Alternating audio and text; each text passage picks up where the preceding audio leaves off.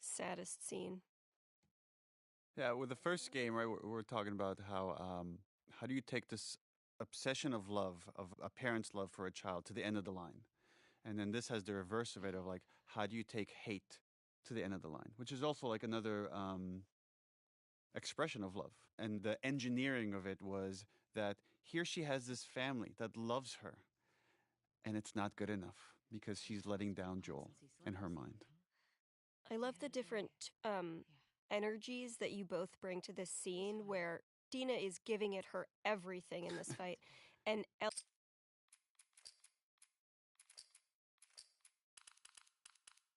Ellie just has to shut down. This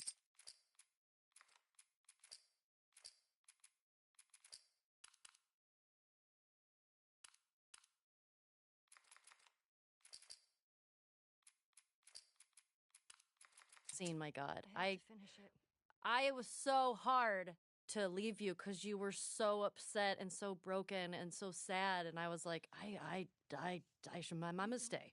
I'm sorry.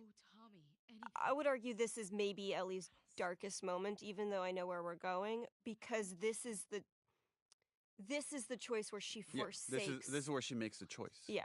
And I think she knows there's a very good chance she's going to die on this journey. I guess the thing that we don't talk about is, like, I think she's suicidal. Yeah, I think agree. There's the guilt of what should have happened at the hospital. That's why she leaves in the middle of the night. She's not saying goodbye because it's clearly suicide. Yeah.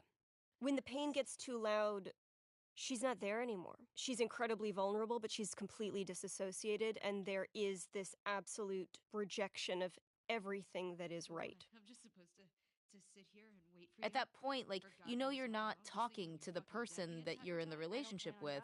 You're talking to the grief. And so it's like the convincing comes into, like, are you even in there anymore? Mm-hmm. Like, can I just find you for 1 second? And she's just fully gone. Both characters have very clear goals, and then there's an obstacle, and then they keep ratcheting out. Like, Dina just ups the ante over and over and over until, right, the last bit is ultimatum. Even the grabbing of the face. And then she pulls her hands down. Ugh. And that's it. She knows. Philosophically, with this game, what we wanted to do was allow our characters to make immoral choices that the audience would not be on board with. Up until now, like, we shed some of the audience of, like, you know, the Nora torture. Some people have issues with that, or certain other kind of violent moments. But here we lose almost everybody. And it is by design in that way of, like, you're now, like, playing this thing that you are not on board with at all. You have to keep going. And in a way that does align you with Ellie.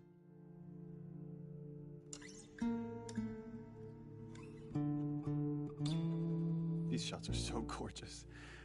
There's a nice misdirect coming up here. We purposely gave Lev chucks, so you're thinking for a second that, oh, okay, this is where I pick up Ellie's journey.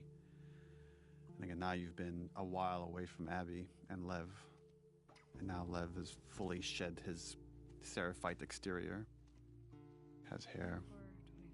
I love to see their growth, their relationship in this moment. Okay, Constance. In letting go of hate, Abby has taken on Owen's optimism, Owen's hope. This thing that was just this flame that was almost completely extinguished within her. Somehow in all that tragedy and all that horror, she was able to find it again.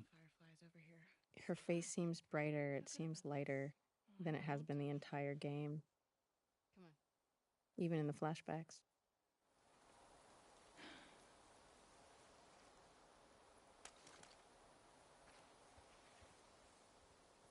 $24, 10. It's not going to be on that side. It's all evens.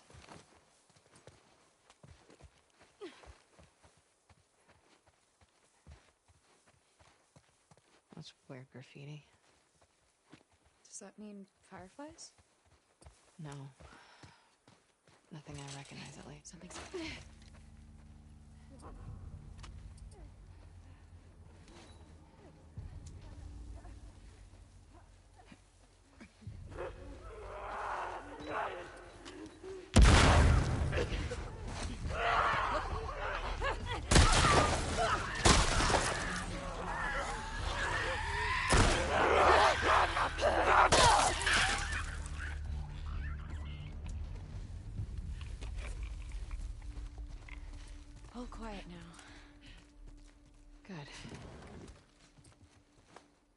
knew something was out there. Yes, you did. Keep your guard up. Let's go back to finding that house. 2425. Attaboy.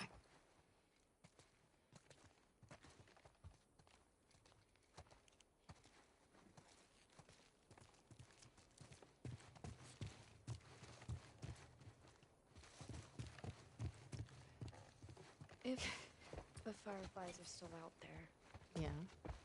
what do you think they're up to? I don't know. The goal was always to restore society. I mean, there's all sorts of ways to go about it.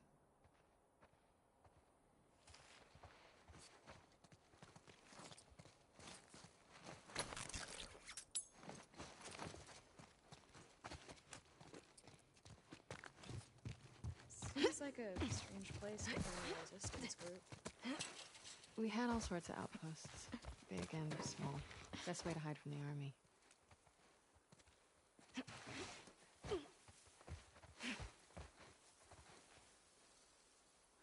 What if we don't find them here?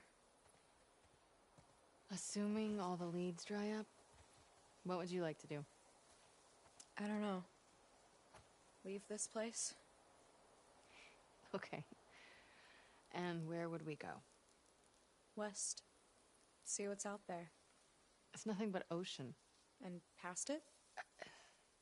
Other countries, I guess. You want to do that? Why not? Good question. 24-22. Really close now.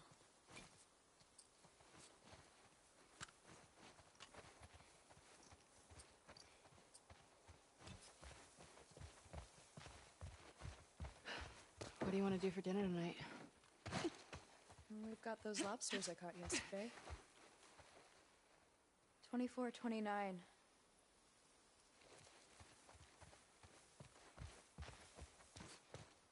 I don't see any numbers. Let's see.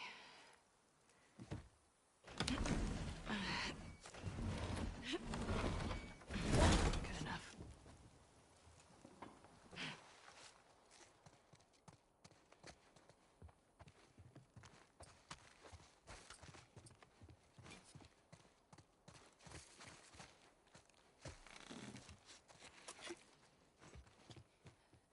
Hmm. 24-25 constants. This is the place. Okay, but there's nothing here. We don't know that yet. We painted the indoors to look like the outdoors, but the place don't look like that. It's more like a child's dream version of the outdoors. In the old world, it'd be common for them to decorate kids' rooms like this. My dad painted a colorful jungle for me. Oh. Yara would have loved that. I bet she would have.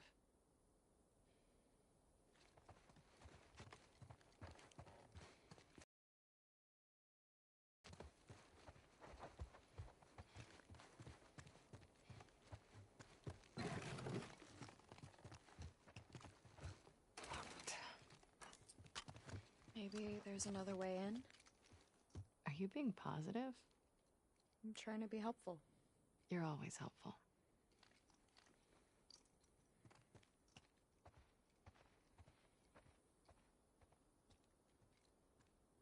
This place looks abandoned. Keep searching.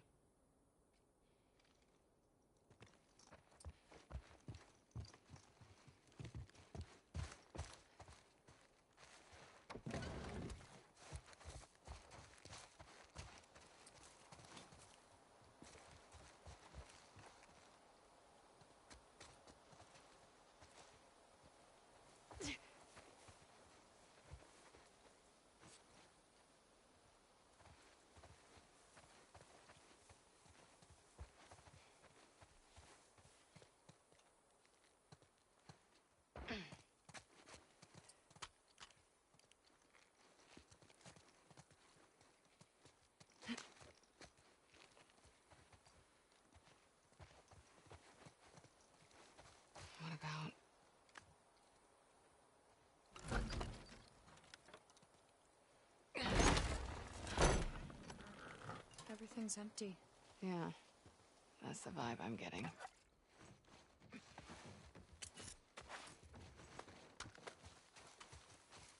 Remember the last time we were in a pool? Oh, you mean when we were plummeting to our doom? Yeah, I have a small recollection of it. If it makes you feel better, I also thought we were gonna die. Nope.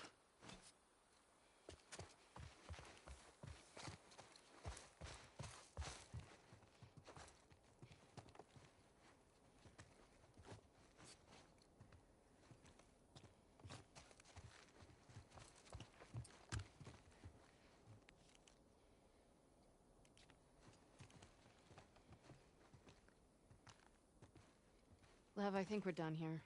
No, wait. You find something?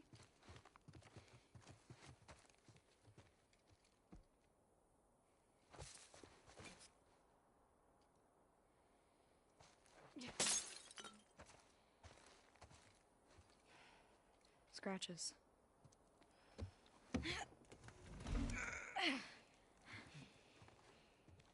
Scooch.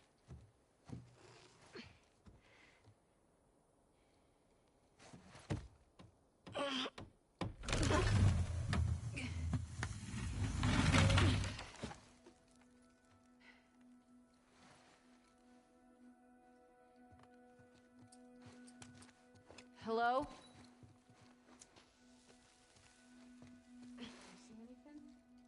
That's...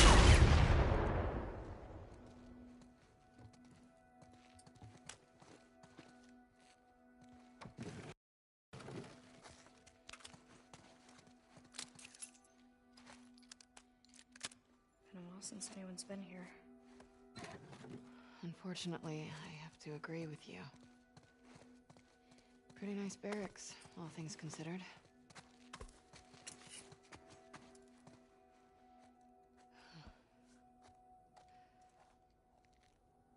They had power down here. Look around.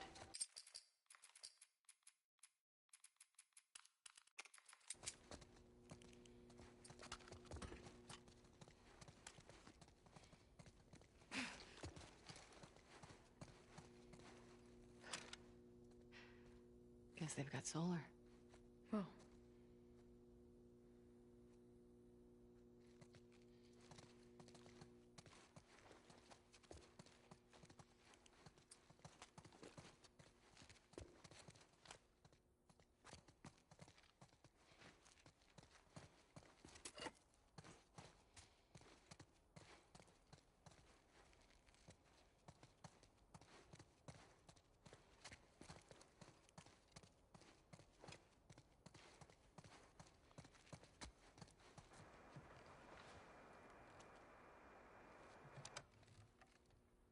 Is this frequency currently in use?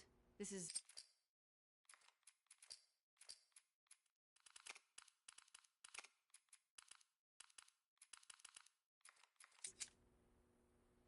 This is so small, but I love What? the hope. Again, it's just like she has a bit of hope here, and then it's cranked up to 10 when she hears the fireflies on the other side of this radio. Can anyone hear me? And isn't the firefly on the other side of this radio another Vox Machina hero?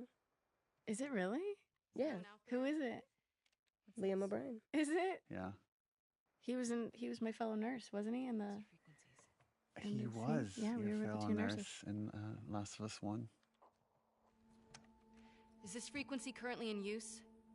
This is Abby from Santa Barbara. Is anyone out there? There's a nice reaction here that Lev has to Abby's, again, singular obsession of now finding the fireflies, and he's ready to give up. Can anyone hear me? Hello? And she keeps going in desperation. I love artistically how the character models for Lev and Yara were kind of a blend of both of the actors' faces, because now I'm like looking at baby Lev, but I feel like you can see some spirit of Yara still. Is this frequency currently in use? Hello, this is Abby from Santa Barbara. Can anyone hear me? If anyone can hear me, please reply. Please answer. Don't give up. Like that, this was perfectly shot, like we're pulling away from her, that this is how the scene's going to end. 24, 25 constants. We got a tip I about don't a know base, why but there's no I get weirdly emotional in this looking scene. for fireflies. I'm a firefly. Maybe just seeing how happy she is. Where were you stationed? I was part of the Salt Lake outpost. Like that little head shake. God, I'm so awkward. I mean, I guess I'm a firefly. I kind of disavowed them, but Dr. Jerry that is who I truly am. He was my dad. Well, how about that? We pulled everyone back Like to the satellite Liam's stations. acting right here, like in the reply. How about many that? of you are there? Like, holy shit. What, 200 strong now, with a few more every month. Owen was right. You're about to get 2 more. How do we find you? It's, Oh god, yeah, that's there it is. Approach the large domed building in Avalon. We'll find you. Okay. look at okay. like the way We'll Lev see you looks soon. at her. He's I know. happy for her. Looking forward to it. Good luck, Abby from Santa Barbara. Well, it's also like Over and out. there's a possibility of community here again. Yeah. Well, I'm sure everything's going to turn out fine for these two. But it needs to, Neil. Okay, fine. You were right. What was that? Why do you make me repeat whenever I'm wrong? Because it makes me feel better. And because it happens so rarely.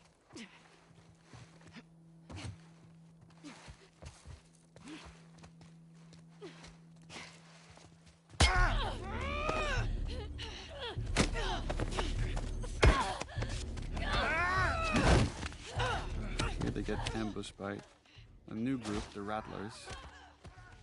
The Rattlers are the worst people we've encountered in the game for both practical reasons, which were we want you to get to see Ellie at her most vicious, most violent. We want her kills to feel brutal and justified. And we want to feel like Abby and Lev, were they not saved, would have died. There's also, with this group, wanting to make them really awful, to play a little bit with tropes and structure and misdirect the player, that in a lot of these stories, you have these two characters that you're rooting for against each other, and then there's a really evil force, and you see them team up, and they're going to work together to defeat the bad guys. And that's not how this plays out at all.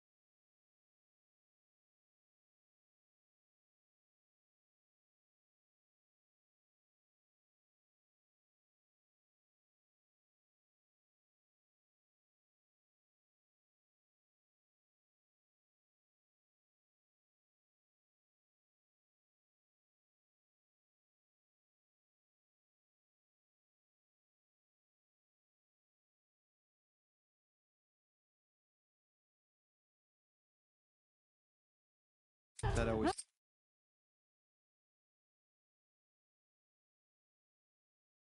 felt a little too cliche, and I don't know if it really spoke to the themes of what we're trying to say here. But we wanted the player to think that's what's going to happen.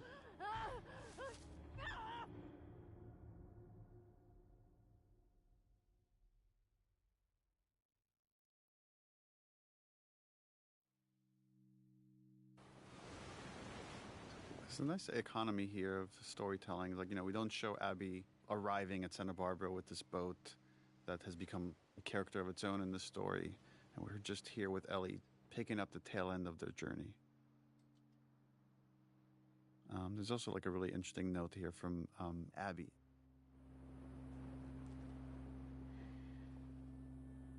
And it's also the first time we're seeing just how emaciated Ellie has become. And she's sunburned and clearly not taken care of.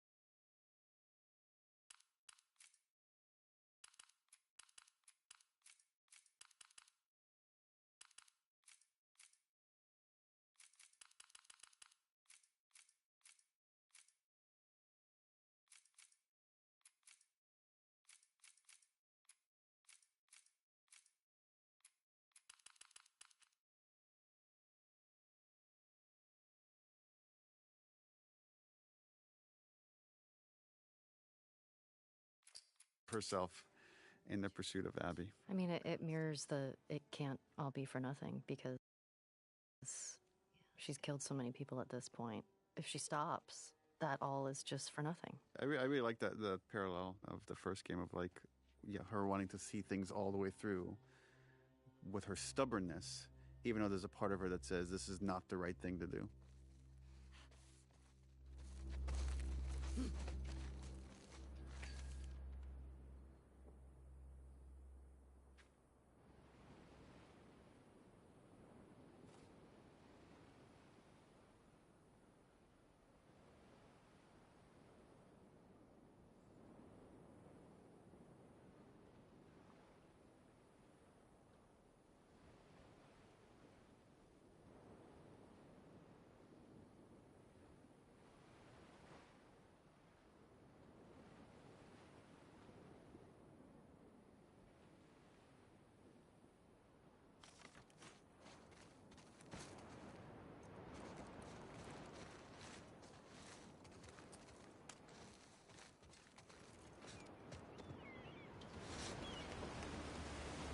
How would she get up to the street from here?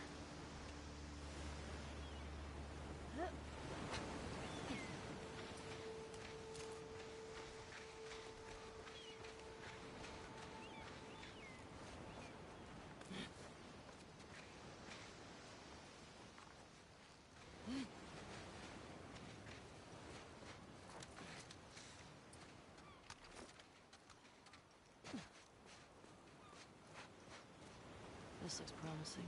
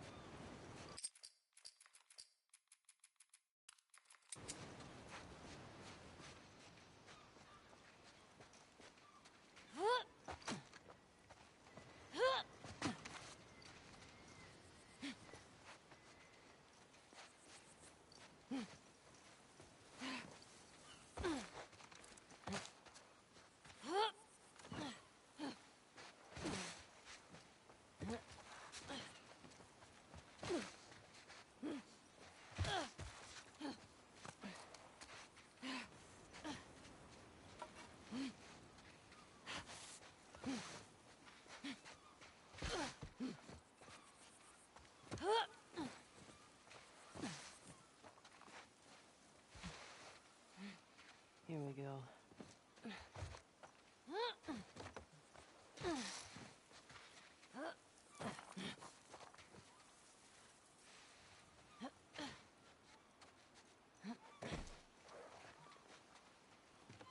Okay.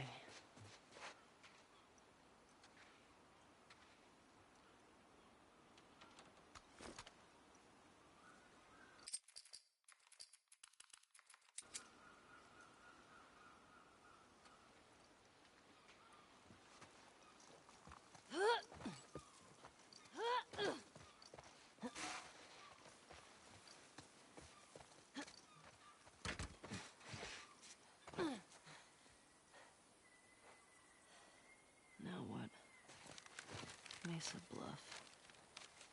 I'm here, and Santa Barbara proper is that way.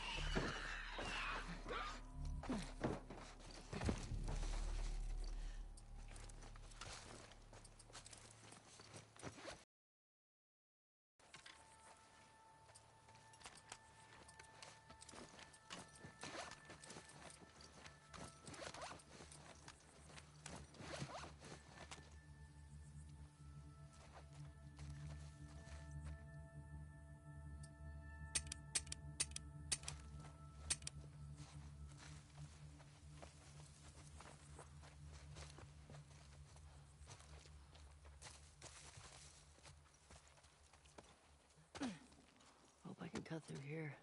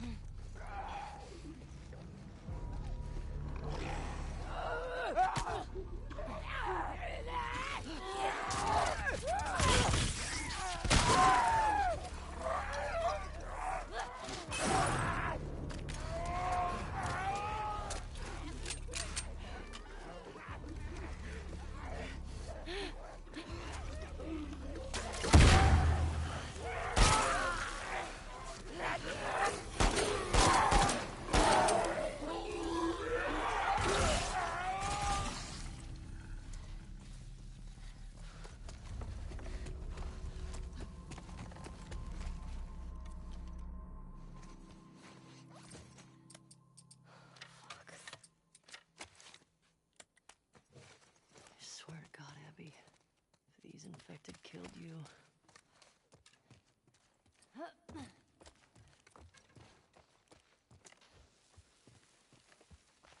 gotta get out of here. Where am I? There's gotta be a street around here.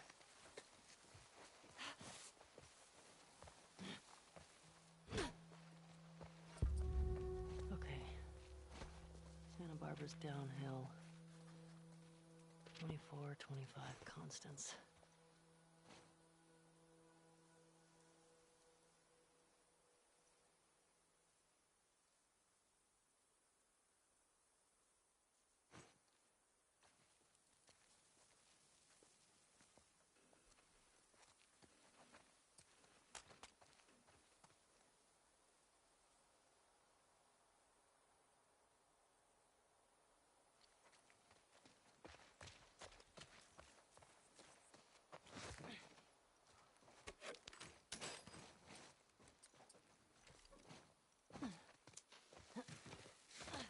She has to be down there.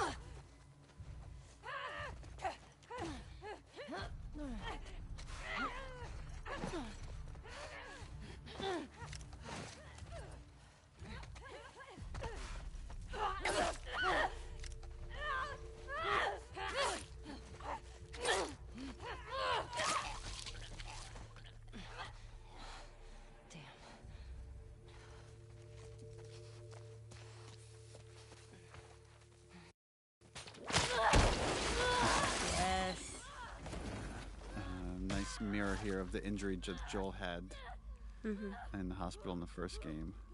Yeah, we're constructing this.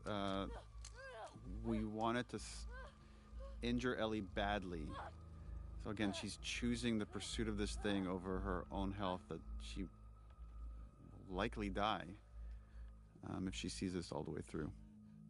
I would argue she is dead already. Doing this upside down hair was such a pain. Because they have to, essentially, you can't just move the hair upside down. You have to remodel the whole thing.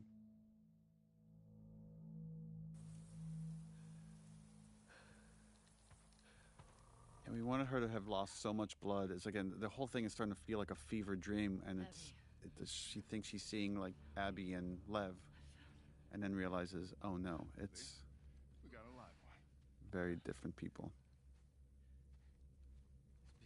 Travis and Logic. This was another moment to show how far Ellie has come, and how easier it is for her to kill someone in cold blood now versus the earlier parts of the story. And one more instance where she could use her superpower of being immune to get herself out of these jams. And what she's employing here is very similar to what Nora did to her, which is like try to insult them so they could get reckless, and in that recklessness she'll find the opening. Something funny? Looks like you shit your pants. It's a good trick. I remember in this scene when I take the gun off of Bobby, the strap in one of the takes went across his neck, and I gave him a really bad rope burn. Oh no. Because I just like yanked it really quickly, and he had that for about a week. Oh It no. looked really, I was like, oh no. It looked like he was strangled or something. But he looked badass. He was so excited. It was like, oh my God, Ellie killed me. He was such a fan of the game. Right, he was excited. I love how efficient that action is right there. Just grabbing the gun, spraying across his legs. And watch this little smirk that you give when he points out your bite. Because he doesn't know you're immune. No one's immune. She had a scrawny kid with cuts by his mouth. Travis Willingham. Yeah, that's her. Look at your face there is like Let me go. it's like she's getting another hit of her drug. Like, I'm actually back on the trail. Get to her before She's so close, you can feel it. Watch this smile. Looks at the bite. Right Talk. there. she's in a holding cell at our camp. Where's that? Head that way till you hit the railroad track. That'll lead you to a resort. It's like, had this exchange happened earlier, if she killed someone in cold blood earlier, there'd be a very different reaction. It's like she's becoming more and more like Joel at this point, more and more capable, and more cold about the violence, where she could just execute it and move on and not think twice about it. I think at this point she's completely disassociated from the Ellie we've ever known. Staring him in the eye as he's dying.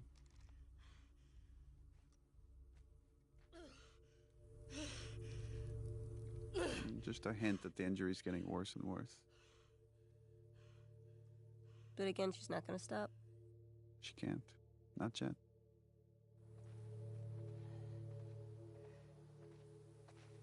Tracks to resort.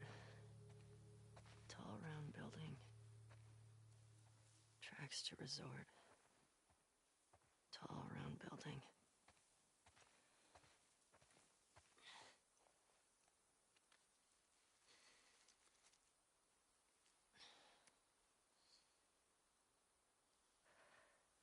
Fuck. Over here! Aim for his leg! We'll go back. He's got a gun? He's got a gun! Go back! God damn it. Shit. All right. Fuck did he get a gun? Tell the others to search the area. Make sure he's the only one that got out. And watch out for infected. Dre! Shit! Behind the car!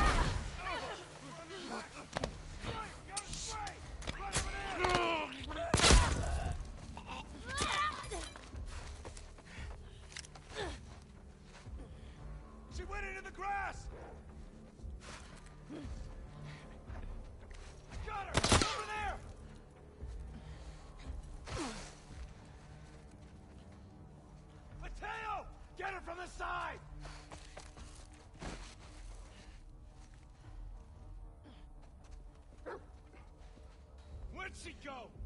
After her, boy!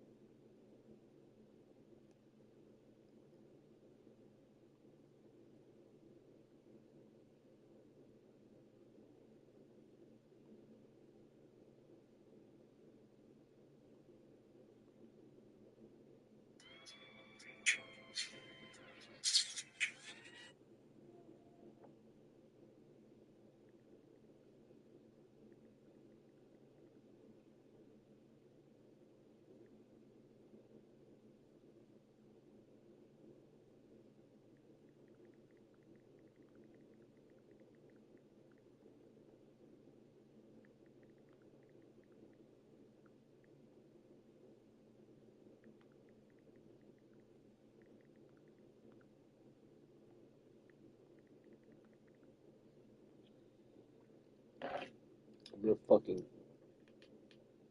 nurture you, alright? Alexa, play Therapy Gecko, please. Playing Therapy Gecko from Spotify. Resuming Eye of the Gecko. Oh my god. Alexa, restart the episode, please.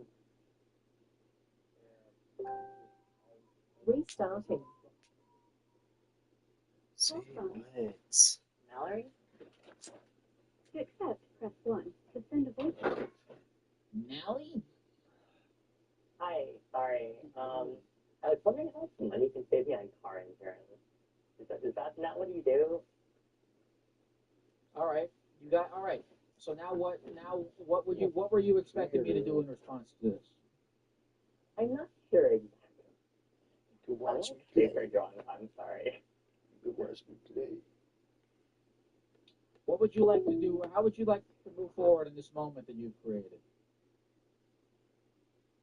Or will you just abandon it? Like a coward.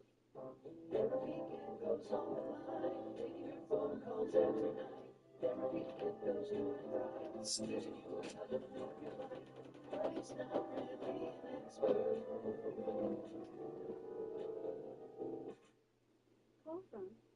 Bill. Bill. Yo. Alright. So, I'm gonna tell you a story. And I'm here with Jules right now and our dog Milo. And like we're gonna tell alright. I can't believe I'm about to tell this story. Okay. I forget what the last Jules, what was the last topic that was? It was like forget about it. the topic is over. The topic we're now on the phone. All right. And I need you to tell me this story right now. Okay. So, when I was a young buck, probably like 4th grade, I was a total menace. Like, I had some problems. And so, one day, we had a babysitter over, and it was difficult finding, my parents had trouble finding babysitters because we'd always terrorize them. And so, we had our next door neighbor over. You know, she was a couple years older. And, so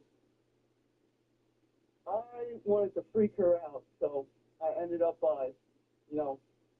so we had a family dog, Jesse, rest in peace.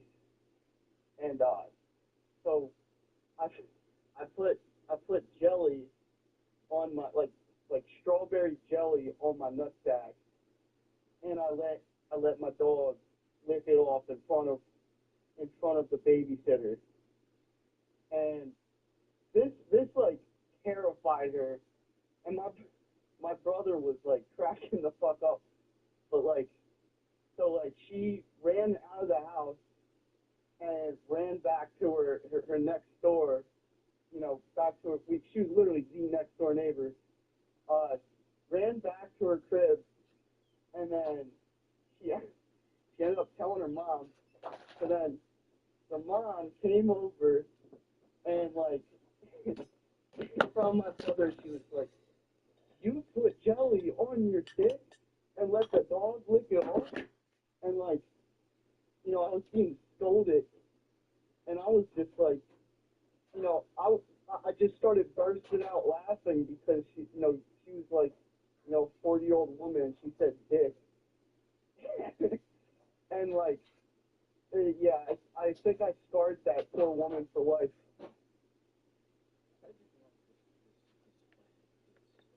You chose, this was a prank, but it's a very it's very indirect. You chose, instead of to pull some kind of a joke on your babysitter, you chose to do something shocking that would affect her indirectly. I think it was just like a very fluid thought, like it was just like an organic thought, like, all right, like, it wasn't like very complicated. It was, yeah, she would say it's a very still thought. I don't know. I just, honestly, I don't know, to be honest, like, I just felt like it. I don't know. Rest in peace, Jessie. I don't know if that was the worst day of her life or the best day of her life. Yeah, dog's gone. She lived like 20 years old. That was an old dog. Yeah.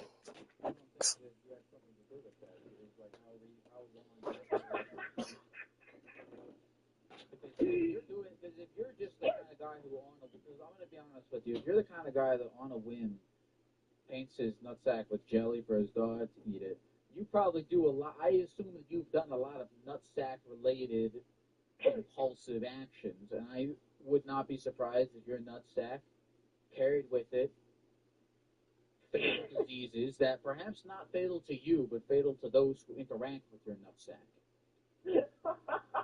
And I would not be surprised if you accidentally killed your dog. No, don't say that. Look, I'm only here to deduce the truth, and I'm not sure what the truth is, but you have to make certain statements, whether or not they be true, in order to get to the truth. I think it made her live longer, to be honest, because like that happened when I was in like 4th grade, and then she ended up living, I guess, like 2 years after I graduated high school. So maybe it was like, maybe it just like granted her some kind of like, I don't know. She was, I'm gonna stick around. Oh God. Maybe like probably like 6 or 7. Yeah. But you know what? I don't know. That's just a speculation. Probably not. But she was probably fucking mortified. But you know what? You know what? The babysitter. We didn't talk for a couple years. She the mom probably felt some kind of way about me. But it's funny because like. Was there ever a moment of reconciliation between you guys? Did it ever happen? Was there ever any closure? Hell yeah, yo! I used to sell her weed later on when I was older. And her brother too. Like they came over and we got high as shit, and we never spoke about it ever again. It was like I think we just suppressed that thought. My brother's the one who ended up telling like my friends about that shit, and like I would turn fucking red and be like, yo, like why are you saying this out loud? But I think I've like I don't know. I've come to terms that it happened. I put jelly on my nutsack and let the dog lick it off in front of my fucking babysitter. It happened. So. Look, nothing makes me happier than to hear that this story had a happy ending. Yeah. What do you do now? All right, the curtains fade, the credits roll, and then there's a little blurb about what happened to you shortly after. We have what happened to the dog. The dog dies. We have what happens with you guys we have what happens with the mom. But what happens with you? Bro, I got another dog. Did you make that dog lick jelly off your balls too? Please don't tell me that last. No, dude. I'm fucking no way, man. I would never. This is like my son. No. Oh. Oh, Jules said that she would never let that freaking happen. I trust Jules. I'm appreciative of you of the character development that you have displayed this evening, and thank you for calling in, Phil. All right, I love you.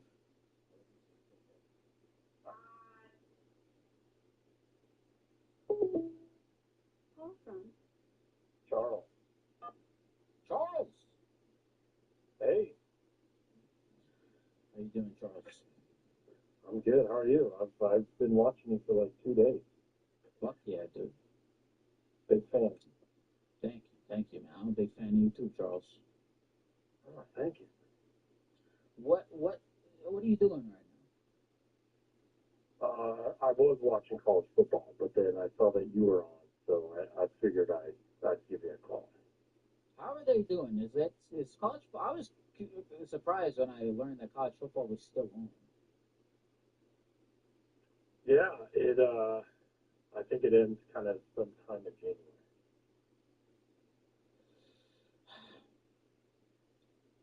Charles, I have a question for you. Okay, go ahead. What's the most embarrassing thing that's ever happened to you? I'm so glad that you asked. So, it was when I lost my virginity. Tell us. So, I was 16 years old, and it was a Friday night, and we were talking about it, but I was on the football team, and our team was just so terrible, right? Like, we had lost all of our games, and on the last night of the season, we ended up winning, and it was huge. Everyone was so excited. There was an after party. We went to the after party, and we were drinking and having a good time. I was 16. I was a sophomore, I was an underclassman. I was just kind of be seen, speak when spoken to, right? Just kind of hang out, right? And a girl said, I'm going to be in this room over here, and if anyone on the football team wants to fuck me, just get in line and go ahead. And I was 16 at the time, and I was like, man, that is crazy.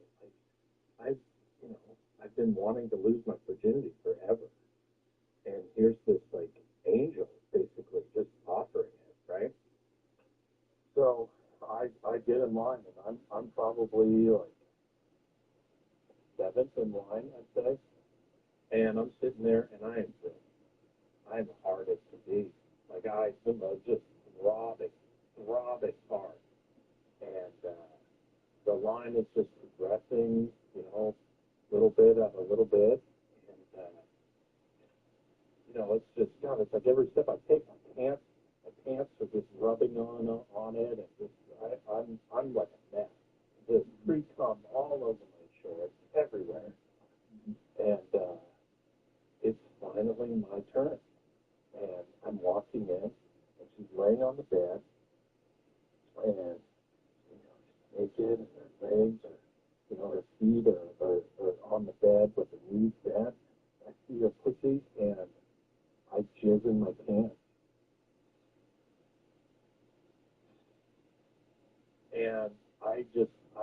And everyone saw me go in there, and I was only in there for 15 seconds, and I had to make a U-turn.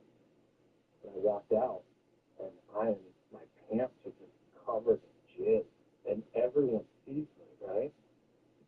And I earned the nickname No Pump Charlie, and I have to deal with Charlie, you know what your problem is?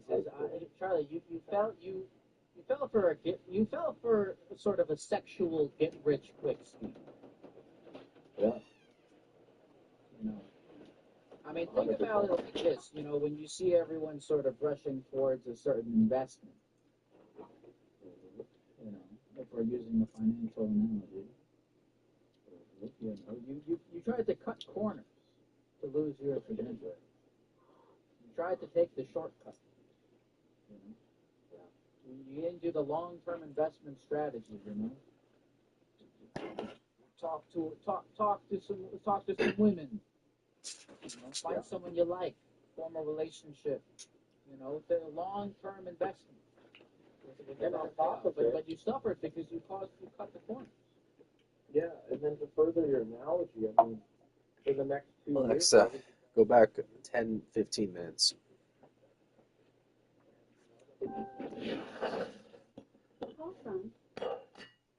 Alexa, go forward 4 minutes. Shocking that would affect her indirectly. I think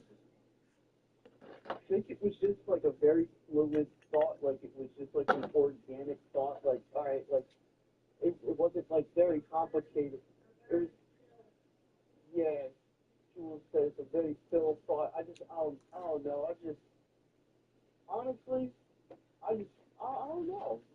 To be honest, like, I just felt like it. I don't know. Rest in peace, Jessie. I don't know if that was the worst day of her life or the best day of her life. Yeah, dog's gone. She lived for like 20 years old, too. That was an old dog. Yeah.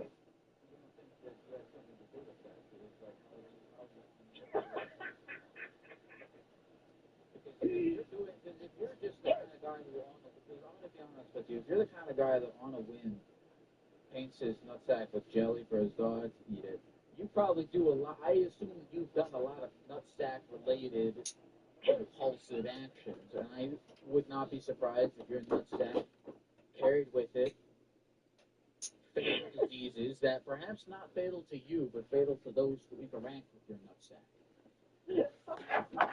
And I would not be surprised if you accidentally killed your dog. No! Don't say that. I'm only here to deduce the truth, and I'm not sure what the truth is, but you have to make certain statements, whether or not they be true, in order to get to the truth. I think it made her live longer, to be honest, because like that happened when I was in like 4th grade, and then she ended up living, I guess, like 10 years after I graduated high school. So maybe it was like, maybe it just like granted her some kind of like, I don't know, James, I'm gonna stick around. Oh God. Maybe like 6 or 7. Yeah. But you know what? I don't know. That's just a speculation. Probably not. But she was probably fucking mortified. But you know what? Like the babysitter, we didn't talk for a couple years. She the mom's probably felt some kind of way about me, but it's funny because like. Was there ever a moment of reconciliation between you guys? Did it ever happen? Was there ever any closure? Hell yeah, I used to sell her weed later on when I was older. And her brother too. Like they came over and we got high as shit, and we never spoke about it ever again. It was like I think we just took that thought. My brother's the one who ended up telling Ellie me needs to go to Santa Barbara. Shit, and like I would turn fucking red and be like, "Yo, like why are you saying this out loud?" But I think I've like Yeah, she does. I don't know. I've come to terms that it happened. I put jelly on my nutsack and let the dog lick it off in front of my fucking babysitter. It happened. So. Look, nothing makes me happier than to hear that this story had a happy ending. This the longest I've been up in the longest timing. How long you been up for? What do you do now? All right, the curtains fade, the credits roll, and then there's a little blurb about what happened to you shortly after. We have what happened to the dog. The dog dies. We have what happens with you guys. We have what happens with the mom. What happens with you? Bro, I got another dog. 2 hours. Bro, what? Did that dog lick the jelly off your balls too? That's the longest you've been up in a long time. No way, man. I would never. That ain't nothing. No. Like 5 a.m. is crazy. Jules said that she would never let that freaking happen. I trust Jules. I'm appreciative of you of the character development that you have displayed this evening, and thank you for calling in, Phil. I love you.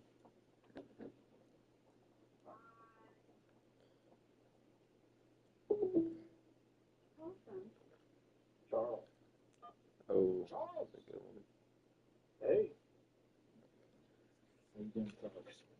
I've been up a while How are too. you? I've been watching it for like 2 days. Fuck yeah, dude. Big fan. Thank you, man. I'm a big fan of you too, Charles. Oh, thank you. What are you doing right now? I was watching college football, but then I saw that you were on, so I figured I'd give you a call. How are they doing? Is college? I was surprised when I learned that college football was still going. Yeah, I think it is kind of don't give a fuck. How surprising. Okay, go ahead. What's the most embarrassing thing that's ever happened to you? What's surprising?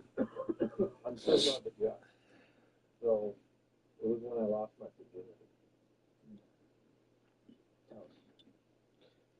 So I was 16 years old, and it was a Friday night, and we were talking about it, but I was on the football team, and our team was just so terrible, right? Like we had lost all of our games, and on the last night of the season, we ended up winning, and it was huge. Everyone was so excited. There was an after party. We went to the after party, and we were drinking and having a good time. I was 16. I was a sophomore and underclassmen. I was just kind of. I said how surprising as like a sarcastic response to you saying you've been up a long time. And a girl. Yeah, that makes sense. I'm gonna be in this room over here. And if anyone on the football team wants to fuck me, just get in line and go ahead. And I was 16 at the time. I was like, man, that is crazy. I've been wanting to lose my virginity forever. And here's this like angel basically just offering it, right? So I get in line. I'm probably like 7th in line, I'd say. And I'm sitting there and I'm hard as can be. Like I just robbing hard. And the line is just progressing, little bit. Is this a grimy playthrough or just a casual one? Oh, this is a fucking grimy ass playthrough, dude. Ellie needs to do this.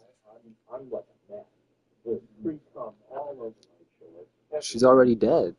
And it's finally my turn. And I'm walking in. Hell yeah. And We're just getting started. And, her feet are on the bed with the knees bent. I see her quickly, and I jizz in my pants.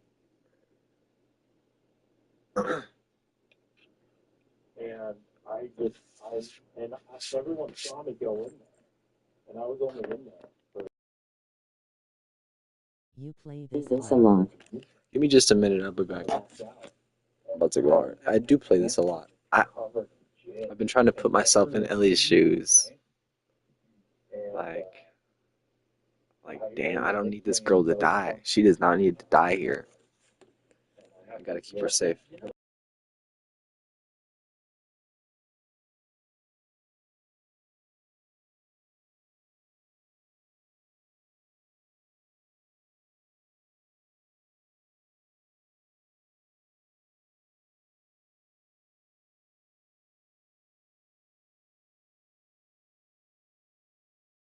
What do you mean?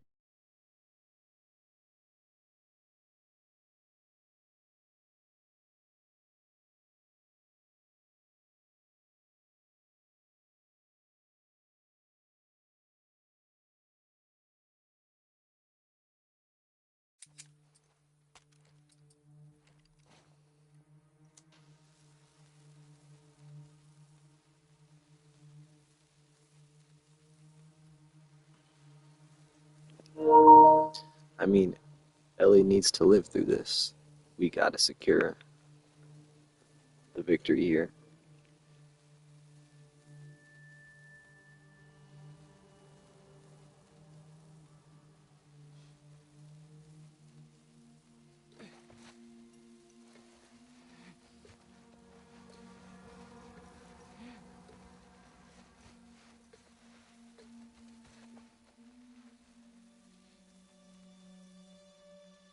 In Ellie's shoes.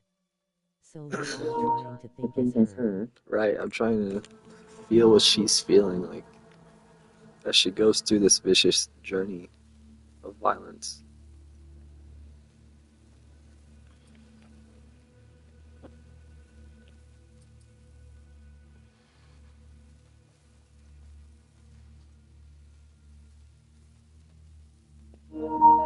I was at a part earlier and I just replayed that one part,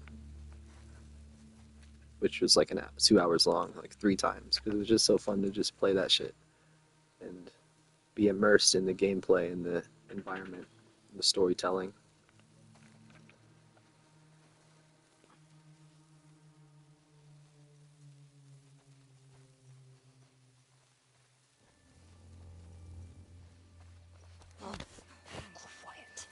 I felt what she was feeling on my first playthrough, nigga. This your 86th one. Get the hell off me!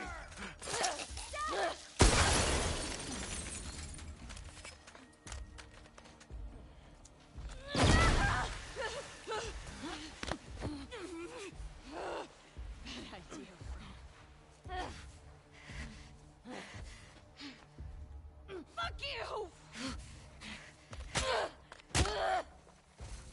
Okay.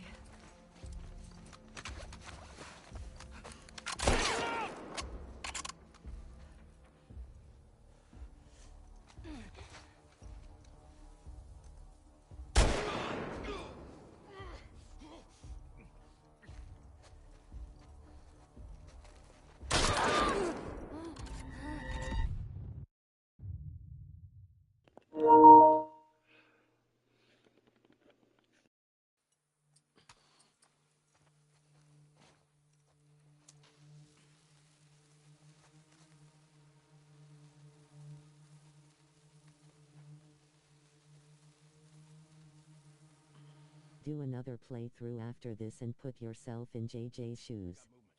Bro, that's a great idea. I wonder what he's feeling right now. Holy Stray! There! There!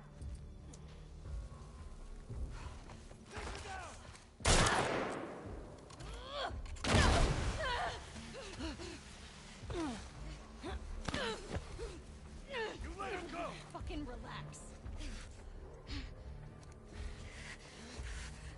Like a bitch. Sniper out! Alright. I wanna put you in my shoe.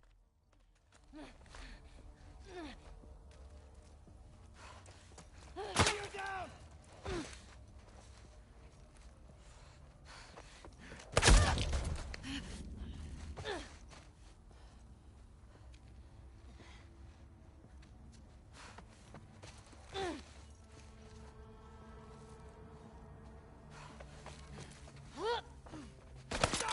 What shoes do you got?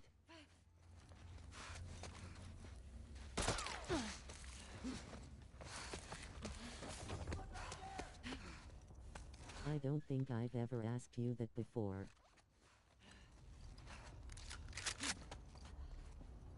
She ran into that building!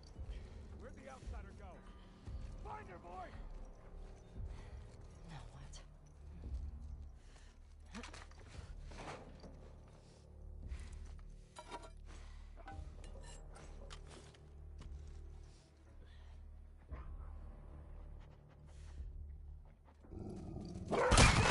Over here!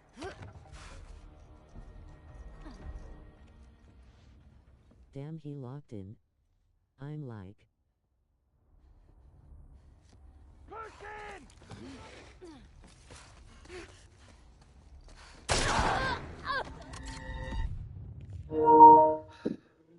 My My shoe. I wear shit. Let me see.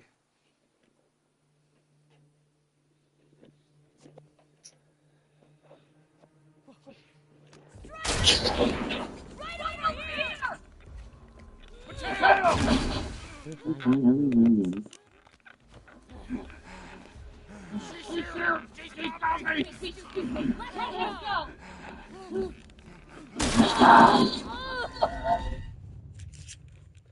The shoe I got. Goodbye, Ellie Williams. Dude, I hate seeing her die. It's like watching my friend die. My child. My gameplay. I got a Nike running shoe. It's got one of those air pockets in the back heel, so when you jump and you land, it's kind of like a squishy pad in your shoe. Honestly, it says 27C on it. I don't know what that means. Air 27C. It's white. Oh, For running shoes.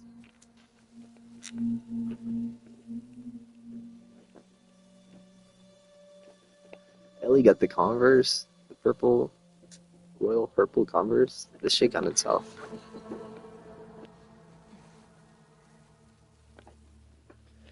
Okay, we're headed that way. Need to lock in here.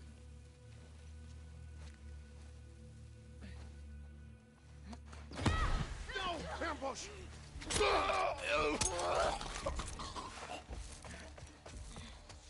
We got Stray!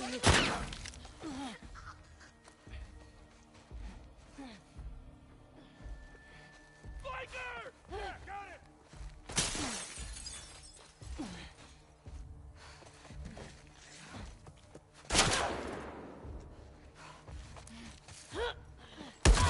I got Tim's there like boots but not as long.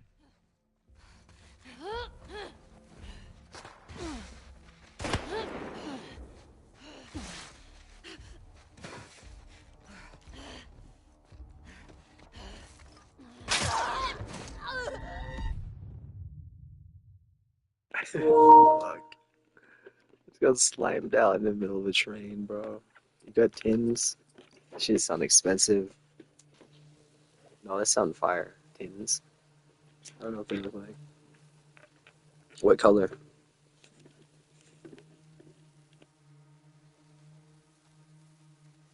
Is this no return? Shit! An ambush! Stray! We got a stray!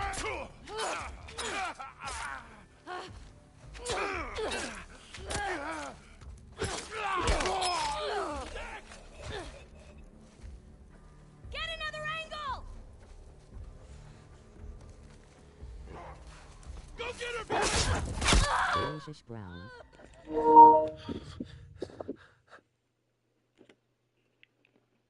That's kind of fucking tough, dude. It's like a desert boot. Desert boot, bro. No, this is not No Return. This is the story. This is the Santa Barbara part of the story, near the end of the game. I'm fucking it up right now.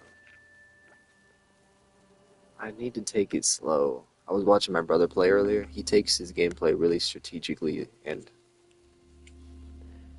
that shit fire, bro. I need a stealth. If you got any tips, let me know.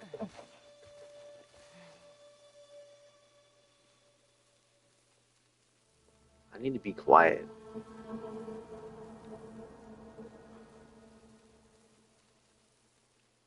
Dude, what kind of shoes he got?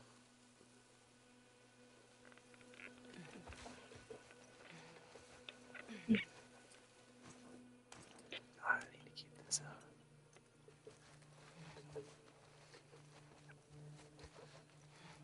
Like that's like a desert beigeish brown. Is that the Timbs?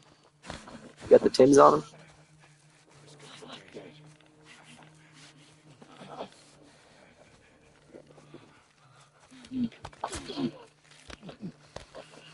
This is what we do to people who wear Tim's boots.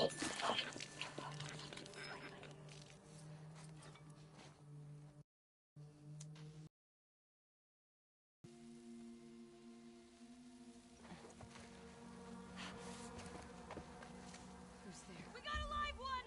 There!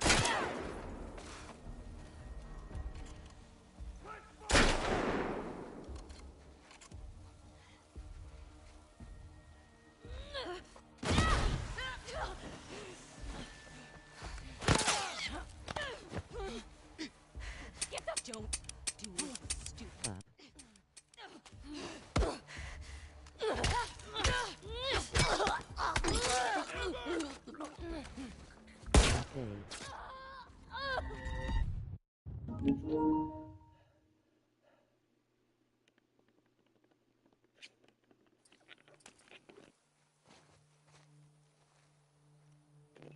Fuck, they got me. You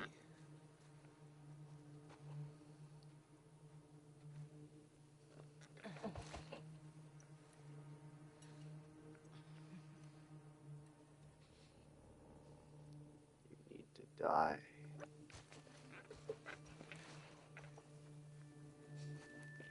Holy shit! Lost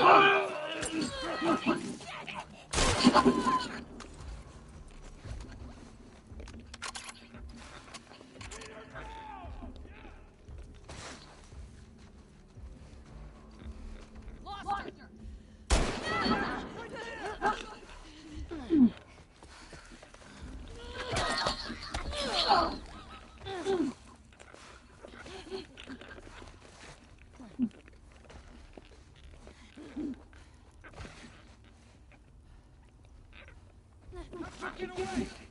What if this game dies like Rec Room? What would you do? I would fucking shoot myself in the head with a shotgun.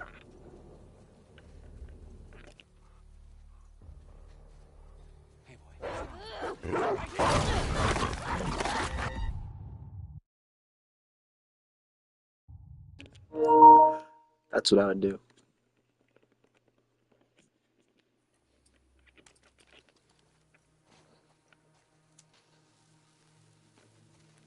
Poor guy in the rec room.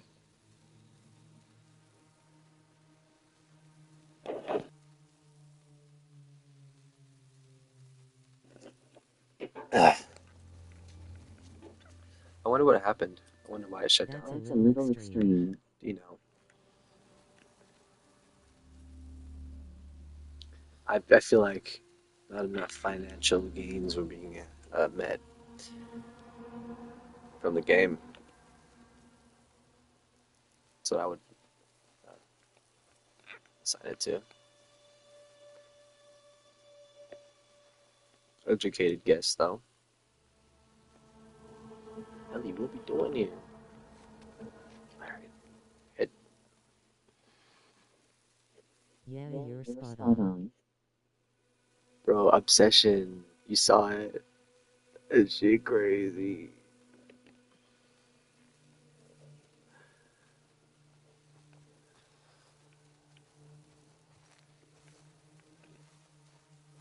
Huh? Thought I said stray. We gotta push forward.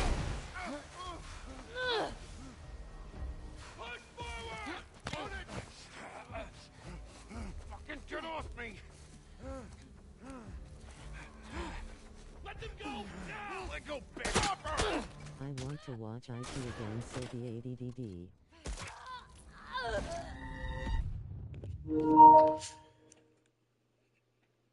We should watch it when it comes to the digital. That'd be fire, dude. Thought we were having a nice day. We are. We're having a nice day.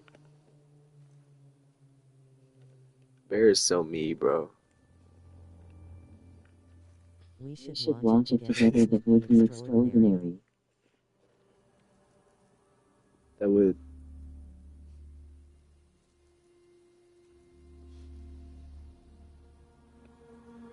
This kind of looks like where I used to live.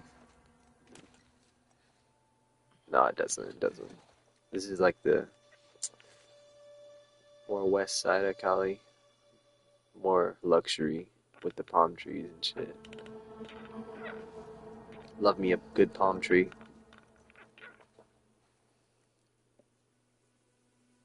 I need to kill this motherfucker. Bring him, dude.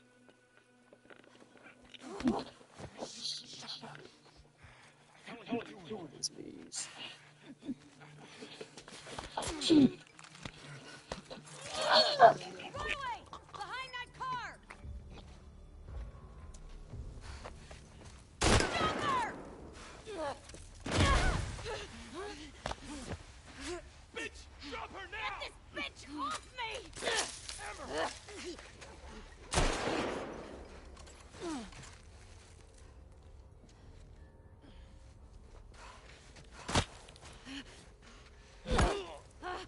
Move up!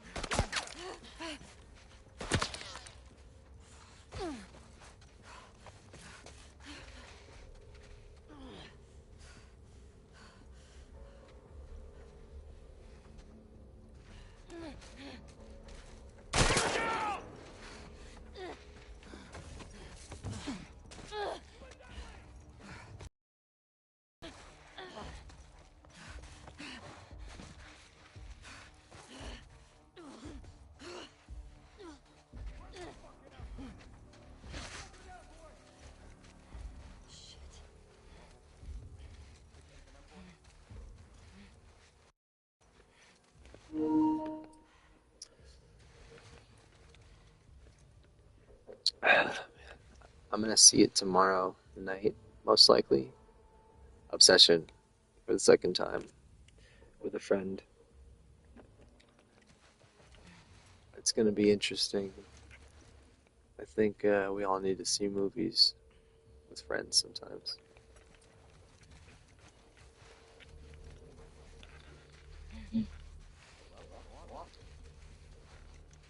I think I watch movies alone. I watched Superman alone. The movie was hopeful. Nothing, boy. What do you think um, of Superman? Are you excited for Supergirl, the movie? I don't know. I think it's going to be terrible, but to each their own.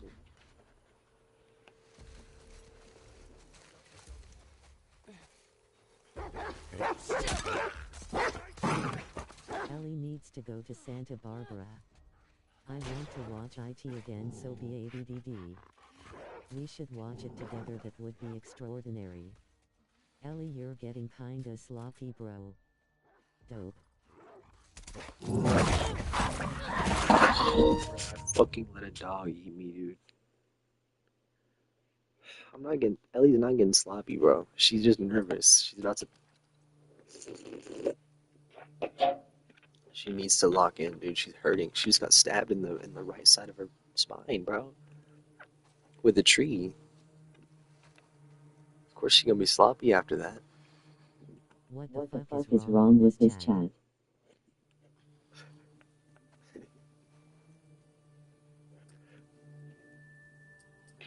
I know, right? What'd you do, man? You fucked it up.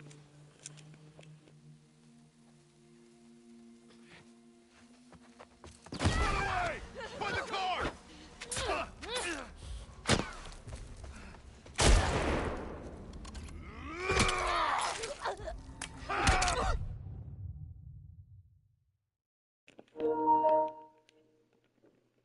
Yeah, dude.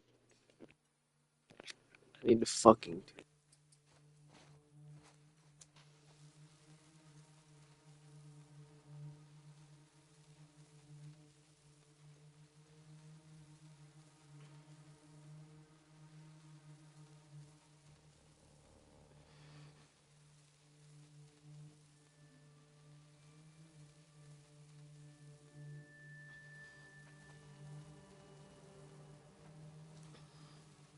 I look forward to Supergirl, I guess. Like, I'm interested to know what people think of it.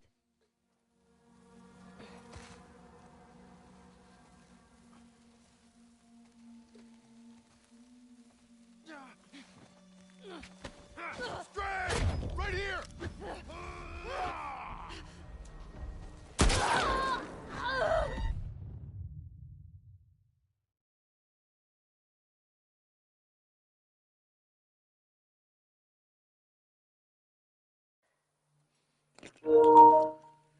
Yeah, same.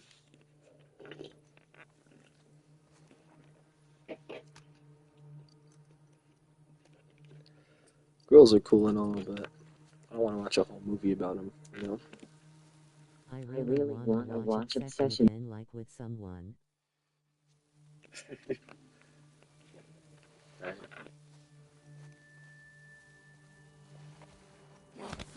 Shit!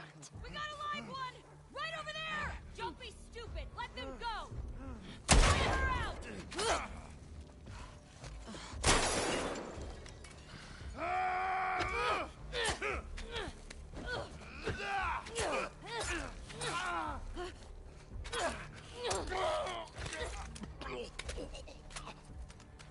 Shit.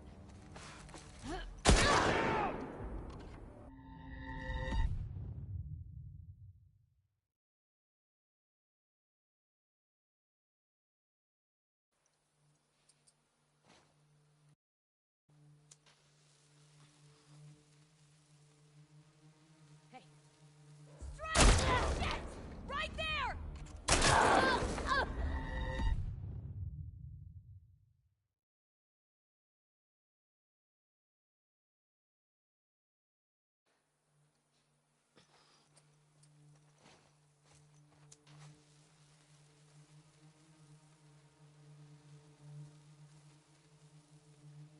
You play so racky. I'm gonna be honest, the chat is kind of distracting me. So that's why I'm kind of being wacky, as you would put it. The thing is, I just need strategy, you know? Alright. I need to scavenge inside this mesa palm tree house for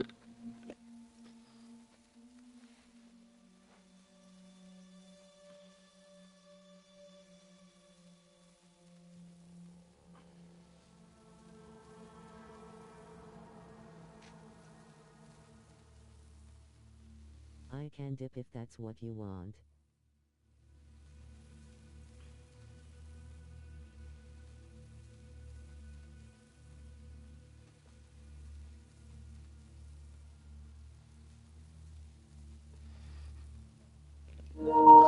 No, that's not what I meant. You know, I like having you here, actually. Surprisingly. But I need to stop dying as Ellie.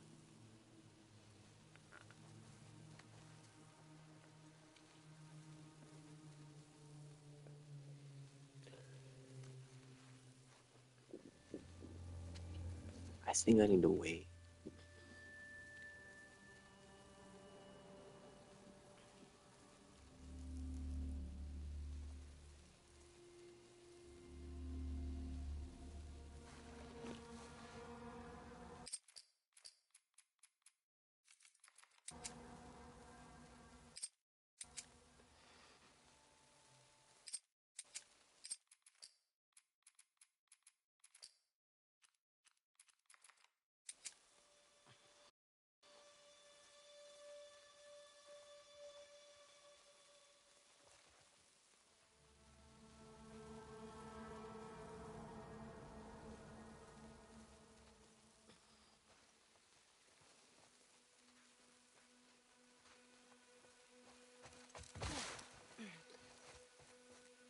We got a live one! Over there! She went over there!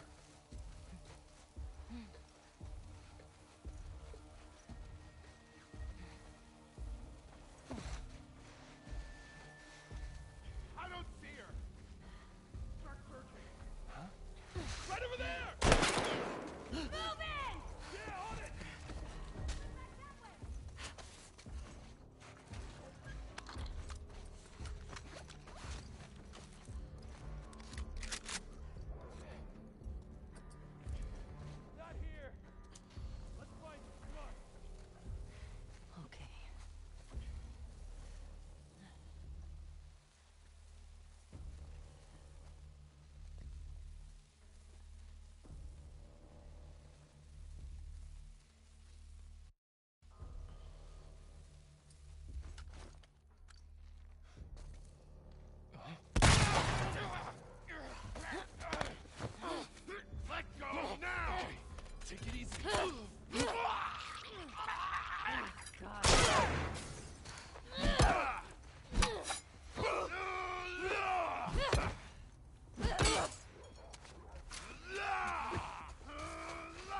Don't let her get away!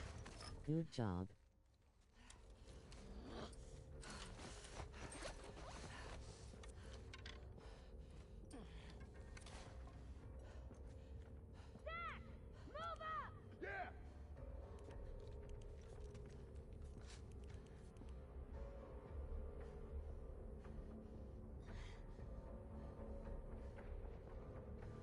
Keep up the pressure! Gotcha!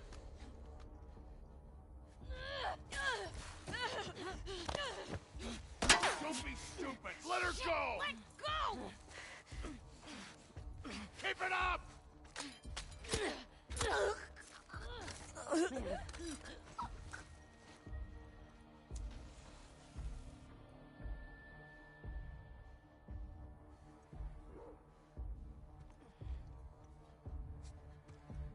Got her trapped!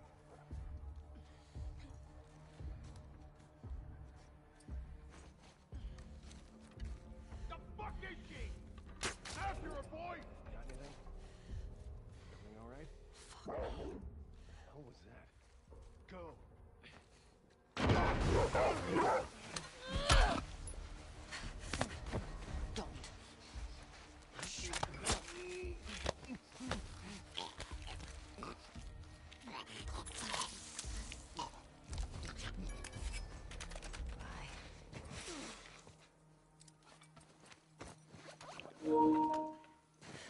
We did it. Great. I better find her before these idiots kill her. Bro, she be talking crazy about Abby. Like, if these infected killed you, Abby.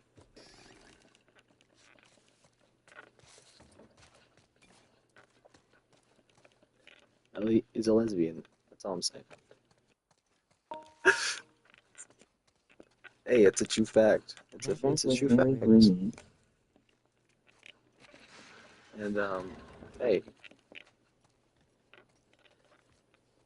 traumatic events make for great romantic connection, I believe.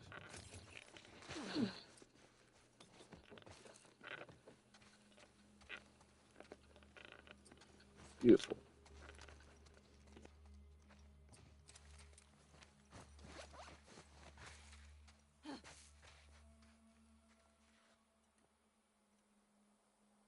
You ship them?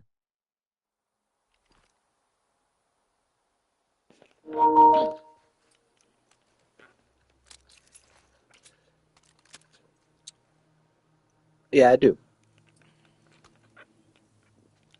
In a way.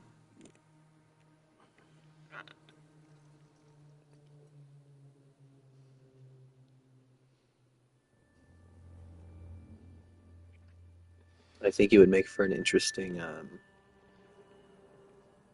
plot piece.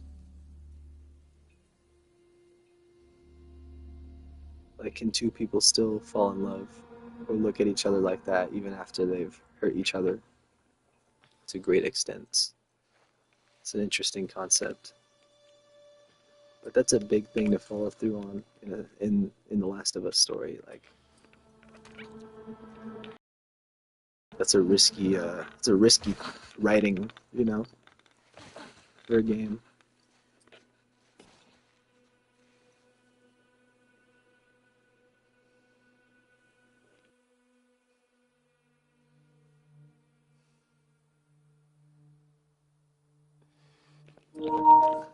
That's where I'm headed.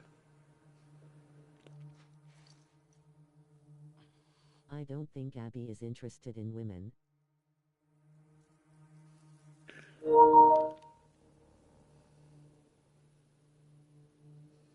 That's a good point, actually.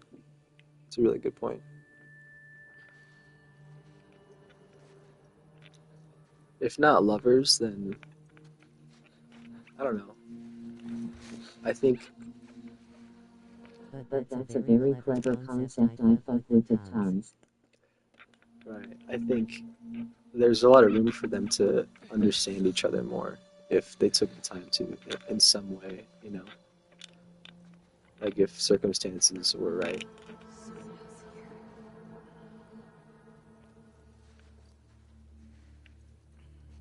Oh, why's she running up like that? Oh, look what's she wearing? Oh, she got the Timbs too? Got Good. Good.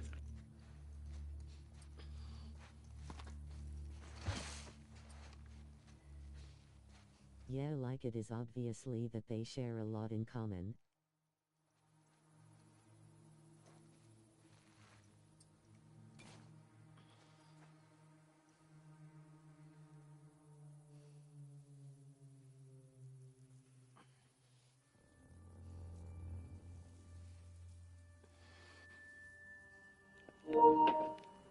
Honestly, Abby being straight is a really good point. I didn't think about that. So, lovers is a bit of a stretch. Like, that's, I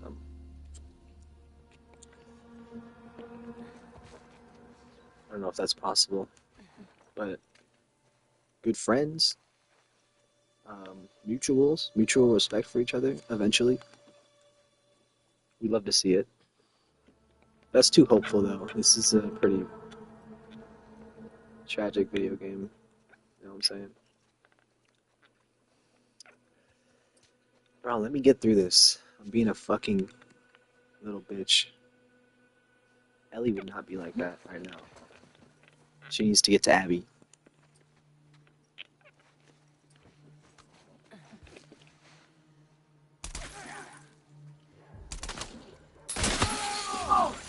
I don't even think they're going to see each other again.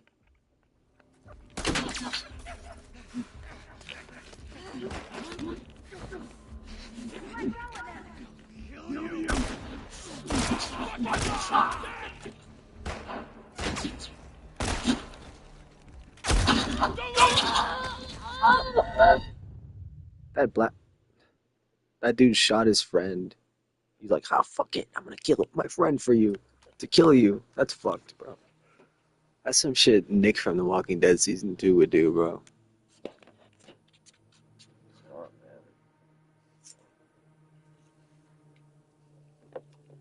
man. What the fuck? Why is it mirrored? Are we in hell?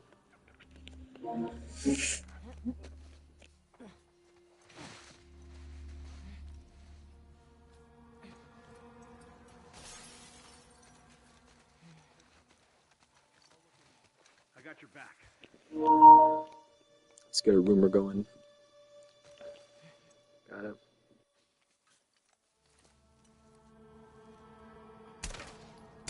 see anything. You? Negative. All clear.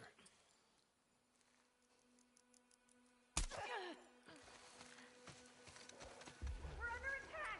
Think he came from that direction! Stray! We got a stray!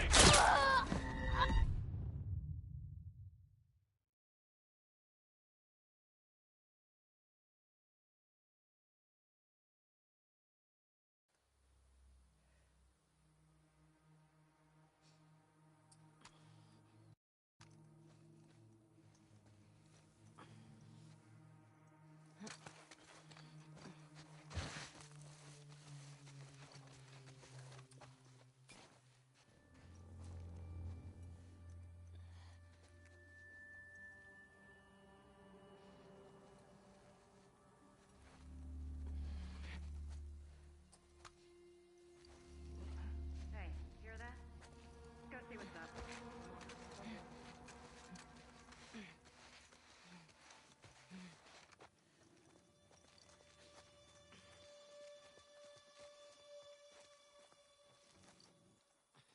Good night, Nick. Hope you have fun with your friend tomorrow. Sweet dreams.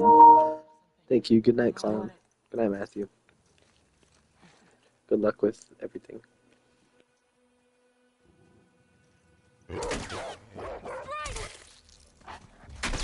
Jesus Christ!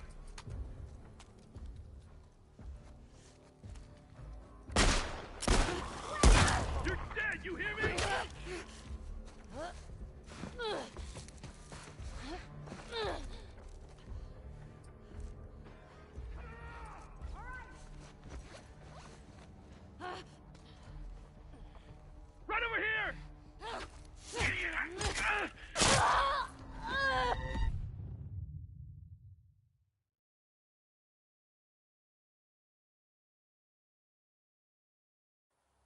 Resuming Spotify. Women. Find someone you like.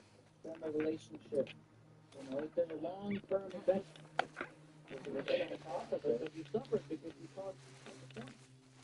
Yeah, and then to further your analysis, for the next Alexa, 2 years, go back 5 minutes.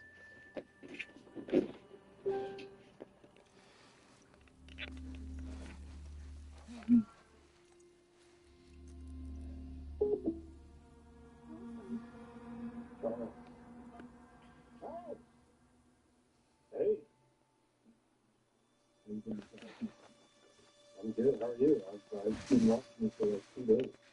That's good. Big fan. Thank you. What are you doing? I was watching college football, but then I saw that you were on, so I figured I'd give you a call.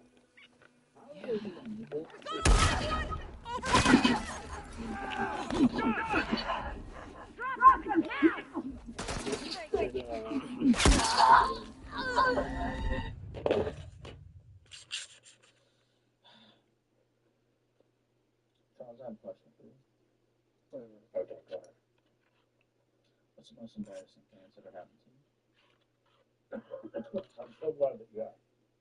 So, it was when I lost my virginity. So, I was 16 years old, and it was in the final night, and we were fighting over.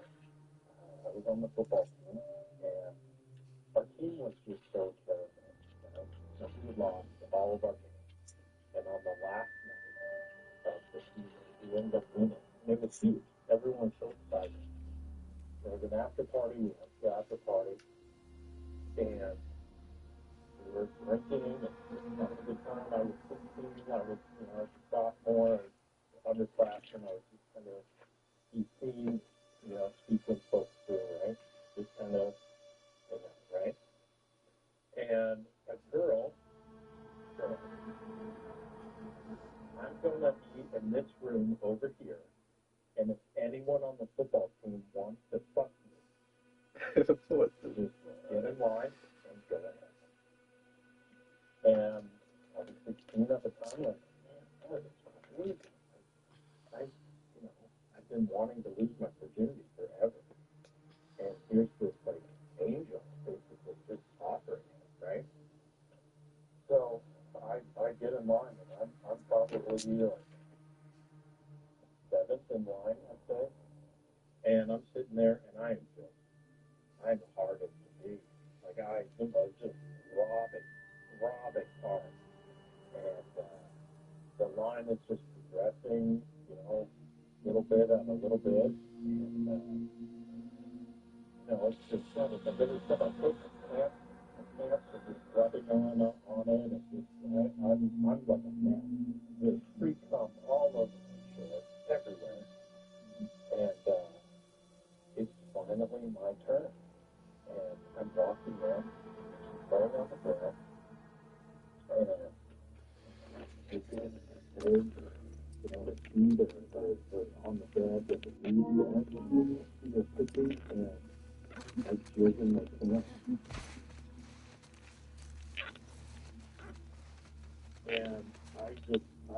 And everyone saw me go in, and I was only in there for 15 seconds, and I had to make a U-turn. And I walked out, and my pants were just covered in jizz, and everyone sees me, right? What the hell is that? I'll see what's up. I earned the nickname No Cum. And I have to give Charlie, you fell for sort of a sexual get rich quick scheme. Yeah. I mean, think about it like this. When you see everyone sort of rushing towards a certain investment, if they're using the financial analogy, it's like a tough thing to lose your virginity. Right! There! You need to do the long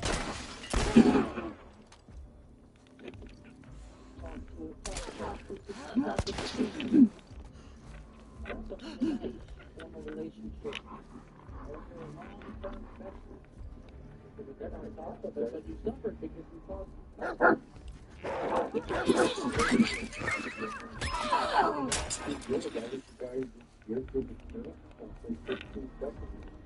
And, you know, that's kind of the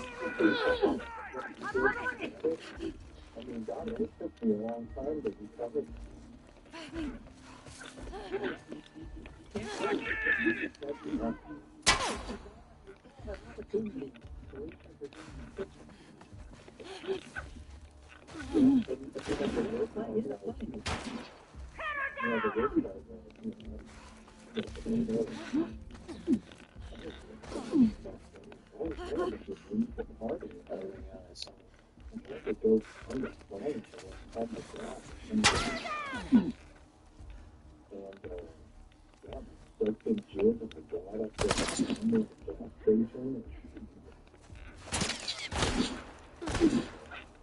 You know, I was thinking about telling you.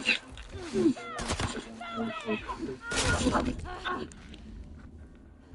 don't know if I would say the same thing with is makes it a little bit. How old are you? I'm okay, so about 22 years. Do you feel like you learned your lesson? Applied that lesson to your life? well, Thought I could get out of there!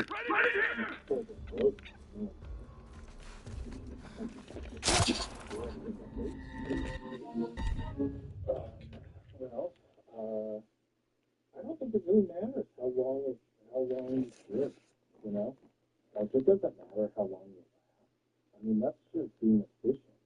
Especially, I mean, if you, let's say you lick it before you stick it, right? You know, you eat it out and, you know, jizz before your penis even comes close to it.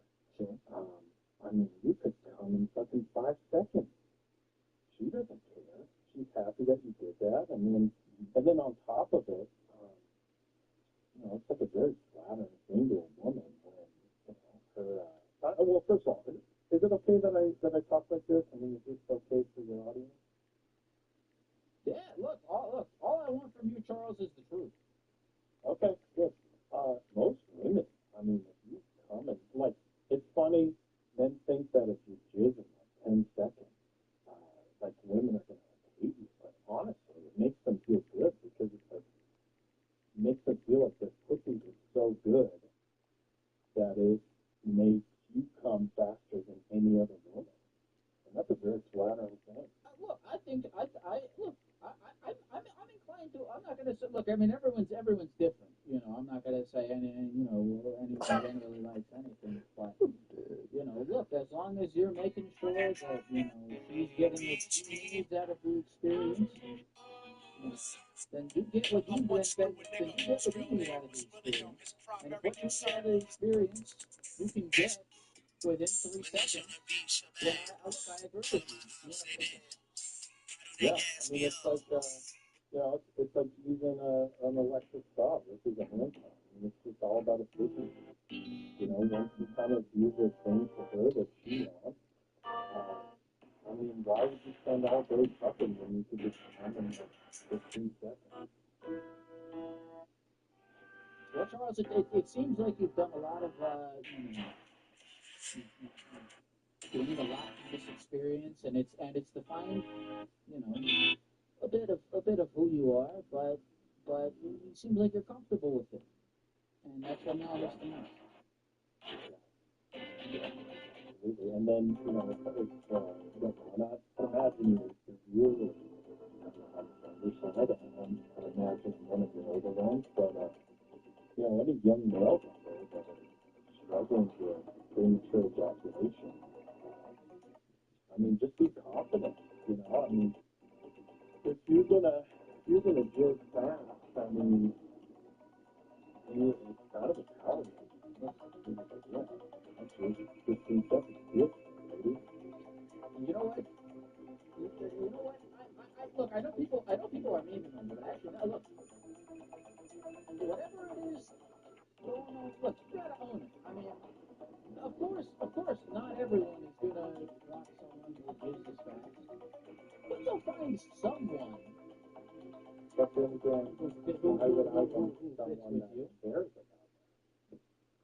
You know, life is so short. I mean, if you're loving faith, you have a game to the table, a woman is going to judge you for doing that, and fuck her. Well, listen, Charles, I'm glad to hear that you've grown a deep sense of self-confidence over the years, and I appreciate your vulnerability, and I'll talk to you again soon, my friend. Awesome. Well, thank you very much. Happy New Year. Happy New Year, baby. I'll talk to you soon. Bro, why the grill sound like it got beef with me? Yeah, sure, Joe. Go ahead. Take my car. Dimitri. Dimitri. Hi, Lyle. Hello, Dimitri. How are you today? I'm all right.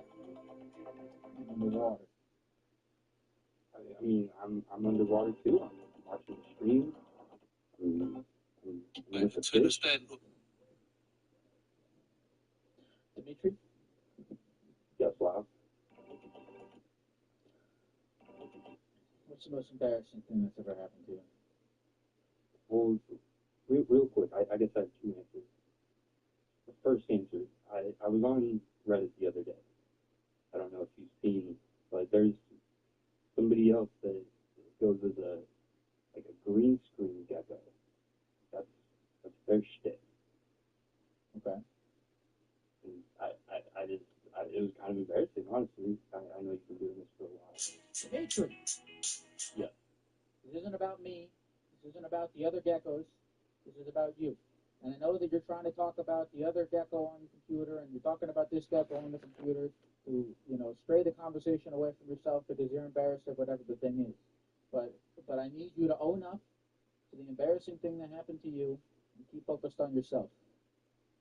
No, you're right. You're right. What's the most embarrassing thing that's ever happened to you, Dimitri? I mean, I guess recently, kind of have a weird job.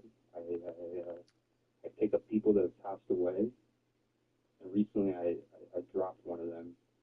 I was carrying them and slipped out of my hand and I dropped them. They slipped out of your hands, you said. Yeah, and no joke, by the way. That's my job.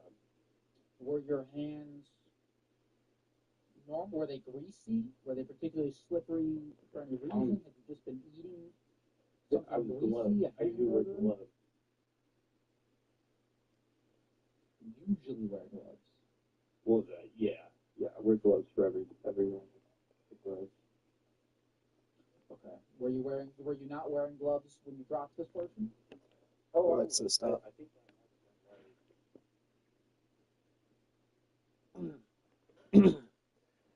Yeah. It's like 4 a.m., so it's the way.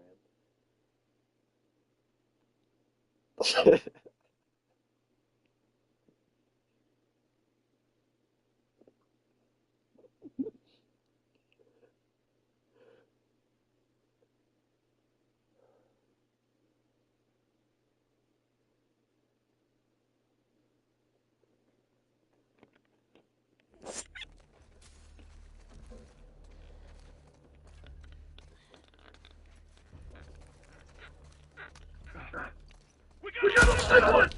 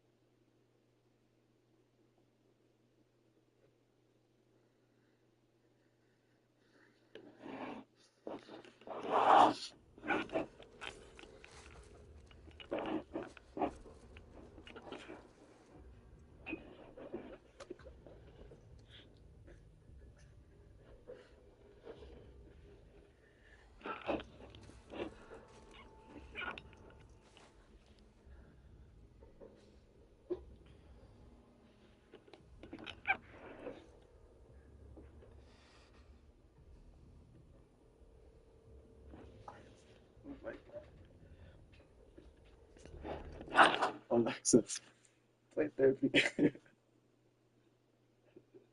Therapy by Voila from Alexa, Spotify. play therapy gecko. Getting Therapy Gecko from Spotify. Resuming Eye of the Gecko.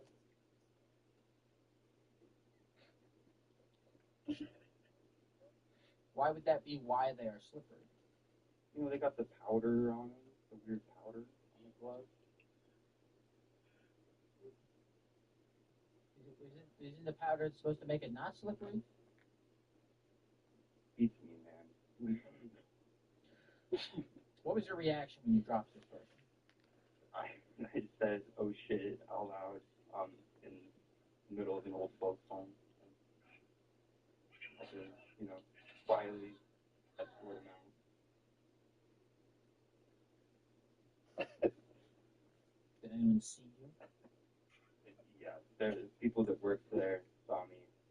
This is so good. Were you chastised for this? Did anyone? I was a little making fun of. I don't think it was too serious. Okay. Now, what do you think you'll try to do in the future to prevent this from happening again? I mean, obvious. First off, hold on tighter. I think. The second, maybe take my time.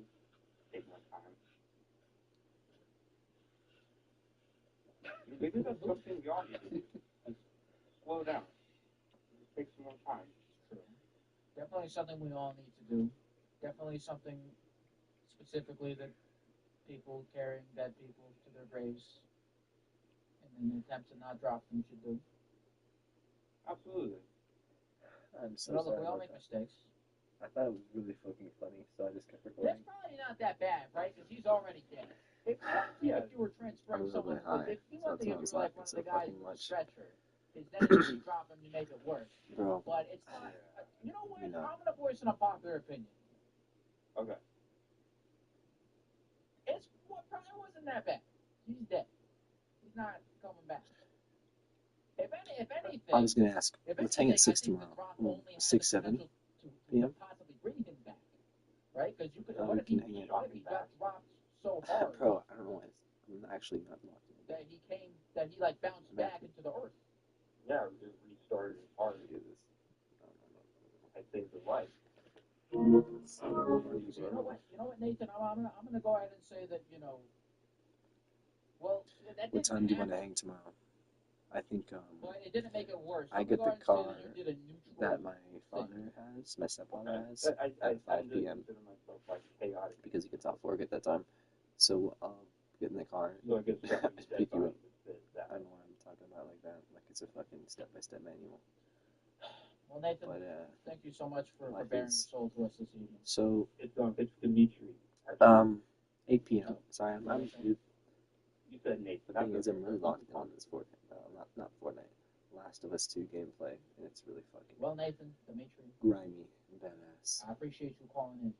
And Yeah, I bearing your appreciate soul. you answering. I've been watching for a while. So thank you. Oh, beautiful, beautiful, beautiful. Thank you so much for that. And look, good luck in the future, my friend. You know. I love you, Lyle. Thank you, I love you too, whoever that is. I love you too, Lyle. Take care, my friend. All right, you as well. Hello, this is Lyle coming at you to let you know that this podcast does not have any sponsors. However, if you enjoy the show, if you are liking what you're hearing, and you want to support and make it easier for me to do this in the future, you can head on over to patreon.com/LyleForever. And for only $5 a month, you can sponsor a young gecko in his quest to eat food and live in a place. Patreon.com/LyleForever, LYLEFOREVER. All right, back to the call. Call from Alex. Alex. Hey, can you hear me? Hear you loud and clear, dude. All right. First time caller, long time watching. My story's a little bit, yeah, my story's a little bit on the opposite side. I think he was Chuck, that was his name? Chuck? You mean Charles? Charles, yeah. The chap was named Chuck. The opposite side. Okay. Tell me about that. So, I would say it's just embarrassing, but this is, God, I must have graduated high school maybe a year or so, 19, had no direction in life. Pretty awkward kid in high school, so I had almost zero sexual experience. So I'm like, okay, what do I do to remedy this? I know. I'm not going to download Tinder like an almost. I'm going to go on Craigslist and meet up with some of the perverted people that post on there. So, fast forward a little bit. Motel in a shitty side of town. Walk in. There's a girl there. Her husband watching. This is a cuckold situation. Her husband? Did you go in search of a cuckold situation, or did you show up and it happened to be? Did you show up knowing it was going to be a cuckold situation? I knew this was going to be a cuckold situation ahead of time. You went in search of it. I did go in search of this, yeah. Okay. All right, so you're at the hotel, cuckold situation. So yeah, show up. The dude's just watching Karate Kid 2 on TV. I remember that very. And she's just there, sitting on the bed, already laying down naked. Yeah, sure, Joe, go ahead. And he was watching Karate Kid 2. He was like 10 seconds watching Karate Kid 2. Look back at you guys. Alexa, volume down. a little bit of both. So these are the people that actually watching, so you keep the voting section to keep voting. Right here!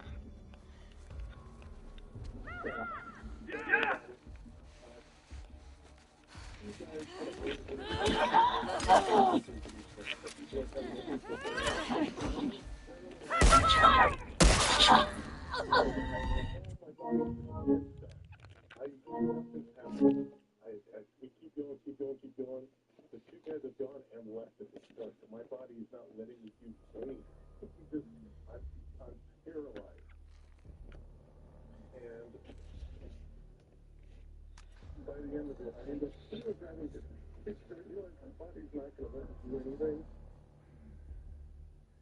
So, you know what this one is? This is the sexual version of getting into a pit and going into a single stall restaurant and you're constipated and you know there's a line outside and you have to shit but like you're having trouble.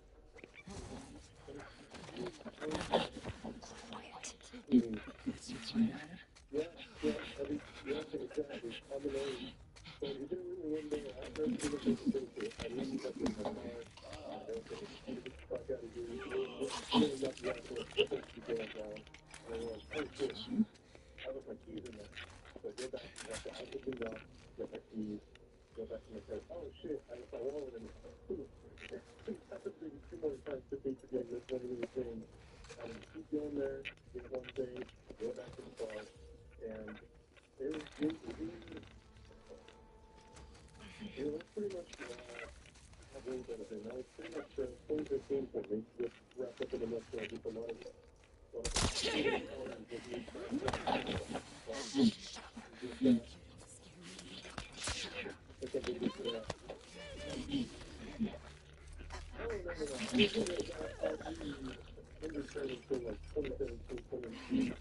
after everybody apart. What was it? I feel like you could get into the more alternative sexual endeavors on Craigslist as opposed to Tinder. Oh yeah, I think in my mind it was like, okay, I don't have too much experience, so I'm just gonna dive into the deep end. I'm just gonna go into the degeneracy and just try my fire. What else did you get into when you were going to do this? Honestly, the show kind of skipped a little bit. Not popping in, not knowing anybody's there, and then leaving and just thinking, holy shit, I could have done Come closer. Fucking look me in the eye. Nervous about your safety?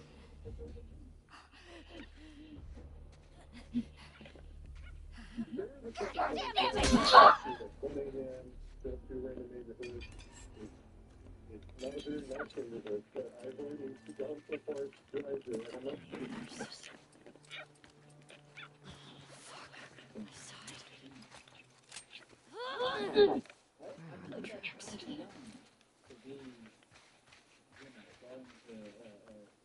Now, were the other people like similar ages, or were these older people that were still fighting in the mask? no, so whenever into the country, that usually was early 30s. Who was the craziest person that you encountered? Confusing them. There's one, this is one of the particularly shitty hotels, so it's just right off the highway. You can tell that this is typically where people go for this kind of thing. That's just where they're going through, they're just going there just smoke crack, or just to, it's the general den of degeneracy that you would imagine. And I go there, and it's just as awkward as someone's getting encounters. I met you, there's this girl, this is a really quick thing, but I had a button-up shirt on, and I didn't take my shirt off too, but the quick hands up, do your thing, go. And she had fishnet on, and the buttons from my fucking shirt, from like around the wrist, kept catching on the fishnet, and ripping the fishnet, and ripping the throat off the wrist. And then as soon as I finished, like within a millisecond, the guy pretty much pulled her over, and he was flopping something just right in front of me. That was one of the weird ones. Alexa, next. Hello, this podcast is sponsored by...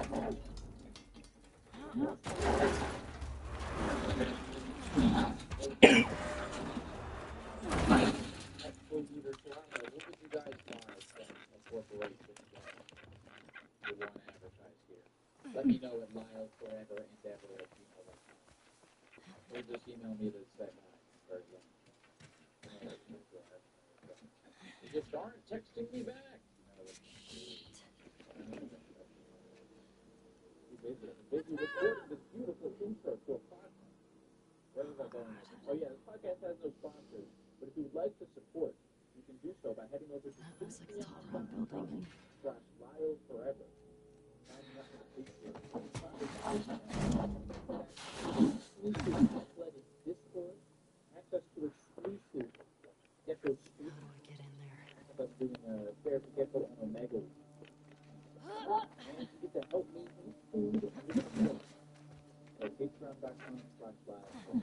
And as always, you can call in to Fair to Gecko every Monday, Wednesday, and Friday at 2 p.m. Standard Time. Twitch.tv/live. All right.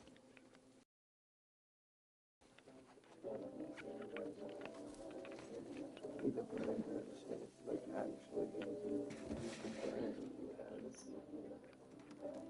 this spot.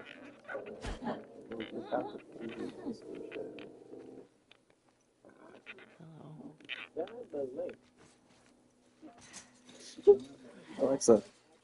Alexa, go forward 20 minutes.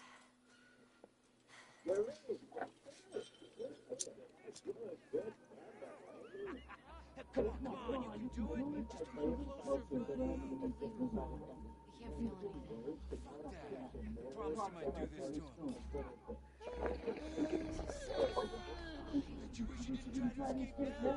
Don't call Anthony. You know what you got me talking about? At least that's not a article in the hospital, because nobody knows about what's going on with these things. It's like 4 a.m., so it's 4 a.m. I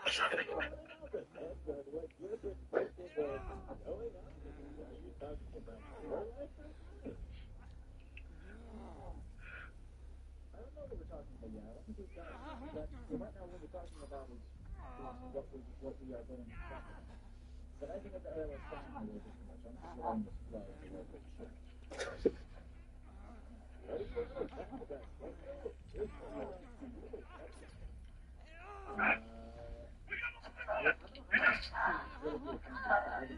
Get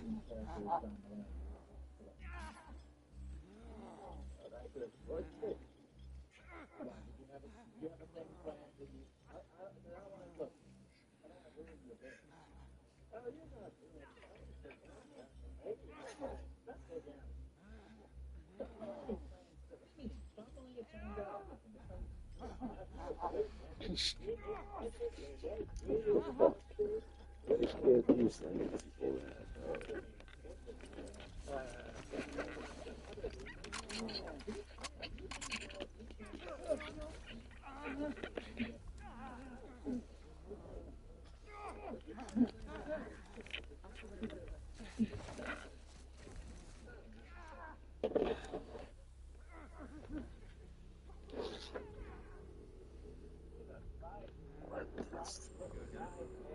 people that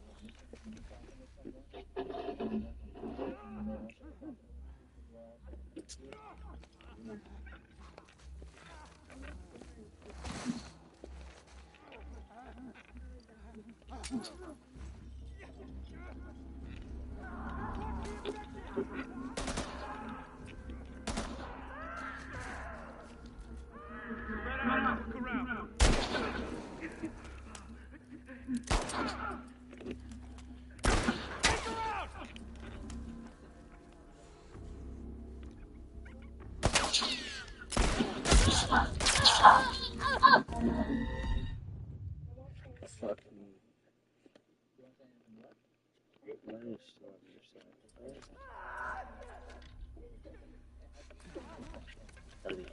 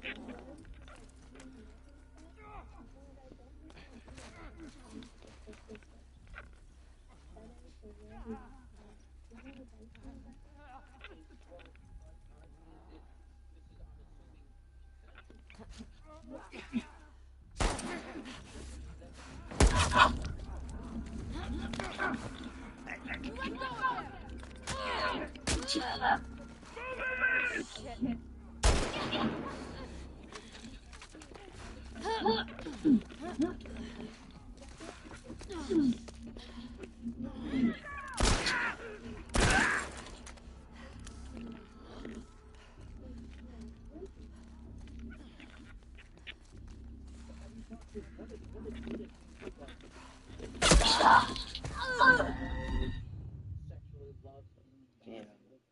Ellie.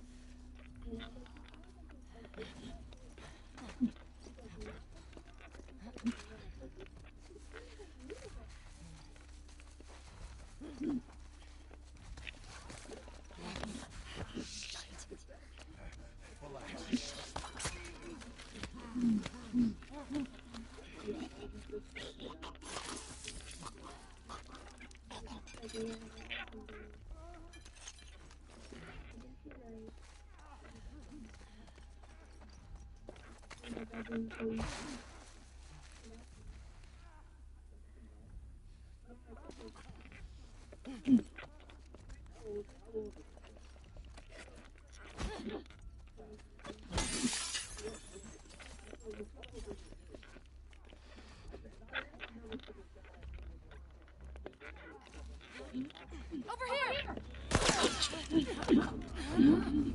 Let's go! She's gone on me!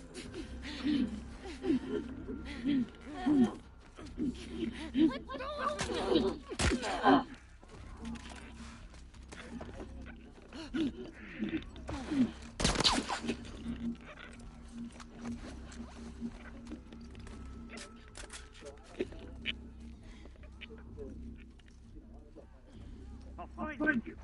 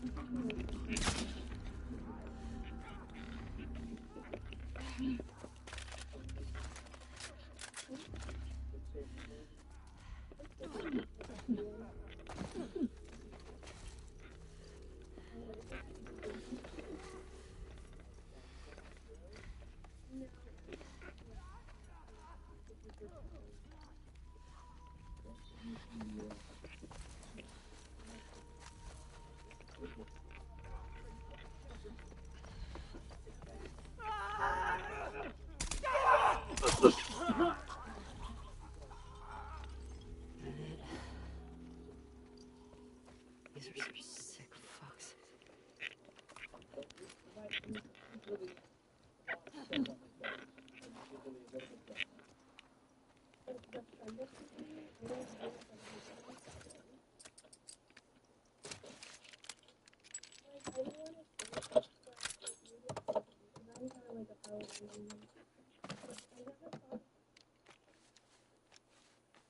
You gotta explore that. And you know what? But look, your friend's taken. You know, don't fuck with their thing. But go on FetLife. Make a FetLife account. Go on FetLife. Google it. Go on FetLife. Find another guy who can step on his balls. You know, that might be what you're missing. I think you gotta look into yourself and decide whether or not you might secretly be jealous. I'm glad I didn't let you go without bringing that up, because that's an avenue that is worth exploring. Do you think I should tell him that, or should I wait until like he's not in a relationship? If I do it now, it might be something. I think you should wait. I think you should confirm with yourself whether or not you are jealous before bringing it up with someone else. I mean, because like I'm thinking now, I'd probably totally be into it, but like I don't know if it's like a jealousy thing, you know? But like I'd be down with it. I still beginning to think it's a jealousy thing. Think so? Don't find a guy. Don't tell him because you don't want to get into like he's happy with his dominatrix chick flipping him and doing whatever. He's having a blast. Don't mess with him and she's having a blast. She has her pet, I don't know what it is, pet toy. You gotta go find your own pet toy. Go find her little pet toy. You have a good rest of the night, Sid. So, is pet boy work or is it sub? I'm so glad. I don't know. I'm so glad that we brought that up. That we got to the bottom of the joke. She would have continued to stay in her delusions. Possibly. Go to FetLife. So you make an account and find yourself a cute 5'2" sub. Awesome. Danny Slayer? Skinny Slayer is my Reddit username. Skinny Slayer. Where does that come from? Well, my nickname has always been Slayer, like the metal band, and I'm super skinny, so. I thought you were the dominatrix calling in. Oh my god, no. The previous girl, right? You had slay, skinny, little boys.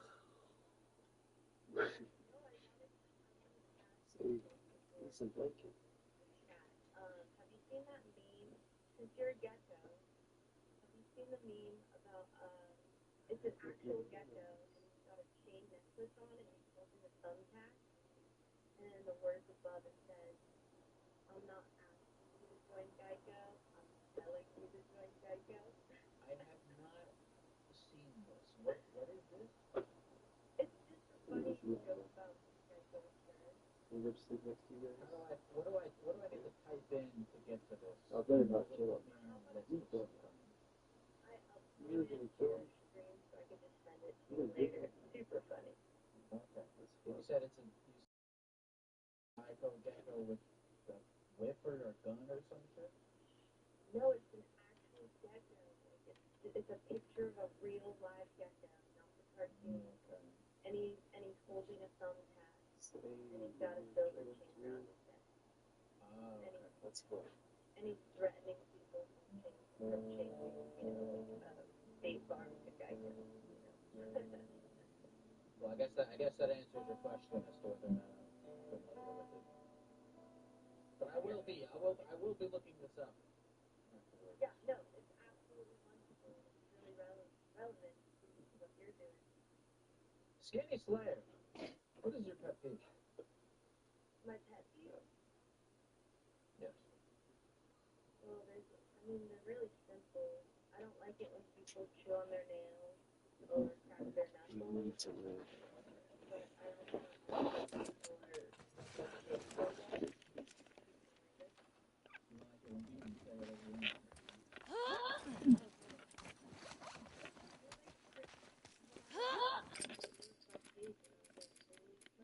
But you sounded really sweet.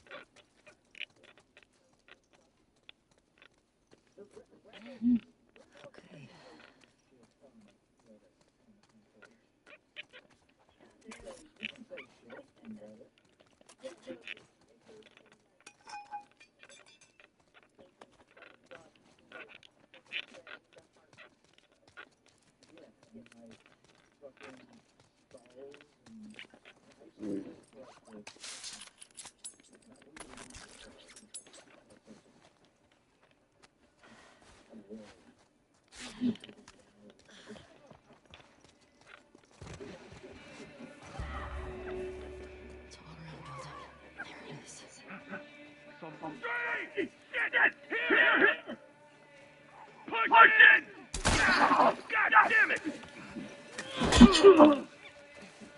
She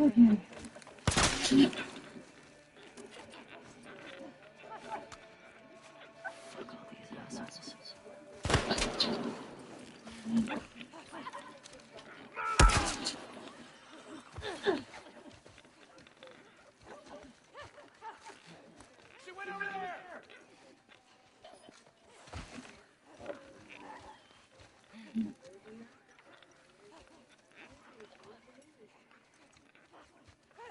She got away! Come on, spread out. Crack her down.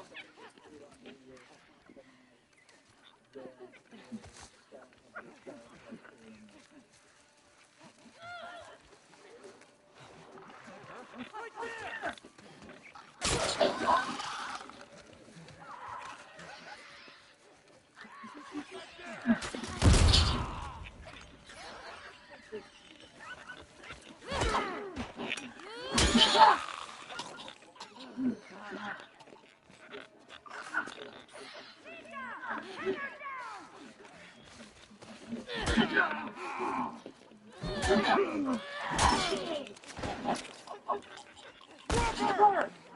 Look alive!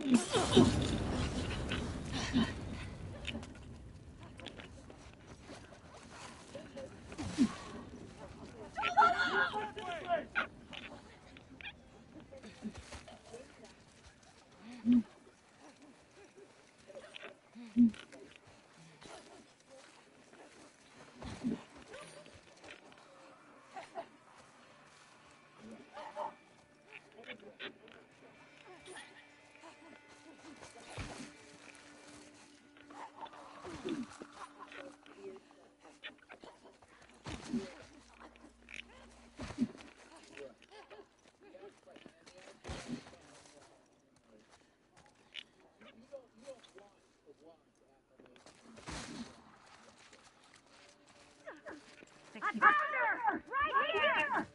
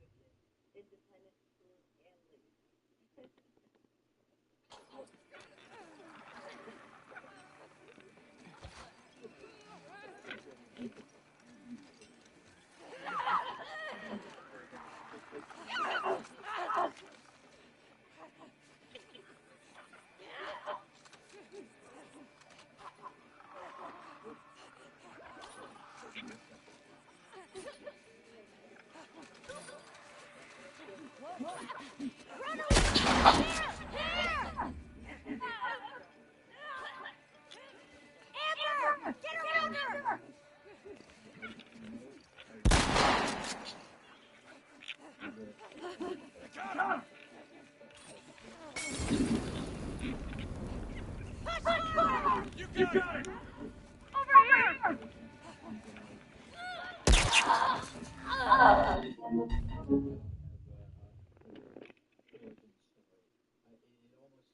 I just woke up in this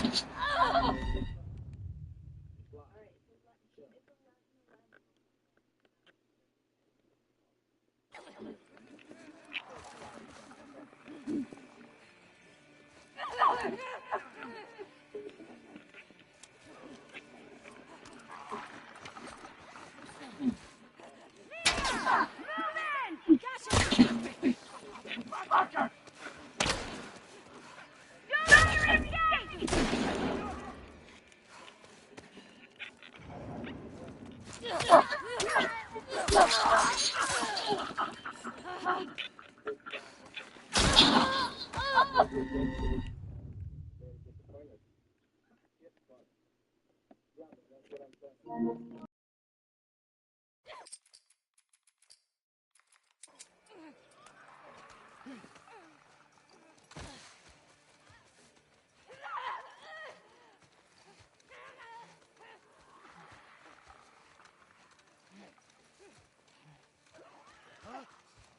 We got a live one!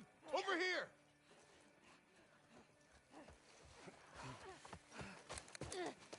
Don't let her get away! Amber!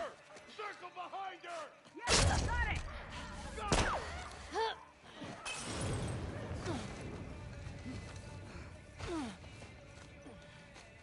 Pin her down! You ran into the grass!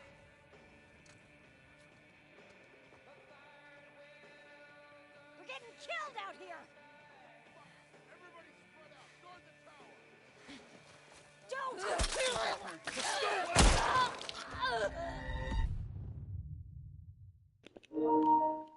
He said, "Don't fuck you." What do you? What? Was she with you right now? She's not. No. So I have to let her know by tomorrow. Absolutely. First, okay, I'm gonna start off straight. You need to go with the Legos, but I'm curious. What is her problem with the Legos? Well, I spend about 5 to 6 hours a day recreating my Lego sets and sort of just setting them up. So she really doesn't like them, and there's a couple times that she stepped on them. So she's not a fan of Lego. What are you leaning towards doing? It's hard. I mean, we've been together for about a year and a half, and she knew about the Legos when she came into the relationship. So, you know, that's the situation I'm in. I do like the Legos, but it's the only problem with it. She's not a fan of them. Has she told you specifically what she doesn't like about the Legos? I think it's, I mean, she has not. I think it's the time that I spend. I don't know if she wants to spend more time with me and not with the Legos. I mean, I recently finished the Millennium Falcon a couple of days ago, and that took 13, 14 hours of hard work. She wants me to put that time somewhere else. How could she not appreciate that? That you That's spent what I'm 14 saying. hours It working on breaks the Millennium Falcon. It breaks my heart. You need to find a new girlfriend who will appreciate that Millennium Falcon.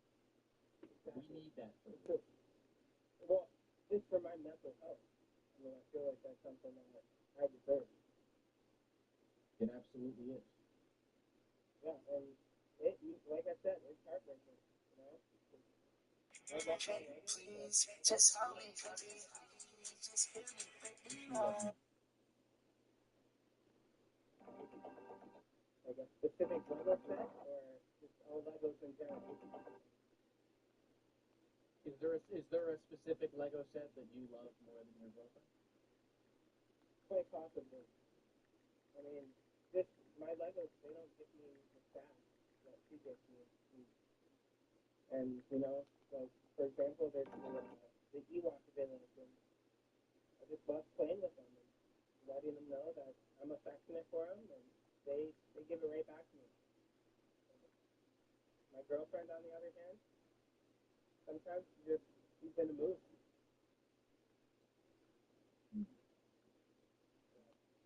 So you would say the Ewok village. Okay. The Ewok village over my girl, 100%. If I had to choose one, hands down. Look, that's your answer. But I mean, how do I tell her? You say, you tell her that she is not as good to you as the Ewok. Just bring it up like that, let her know that the Ewoks have had my back and she hasn't. Yes. Let her know. Let her know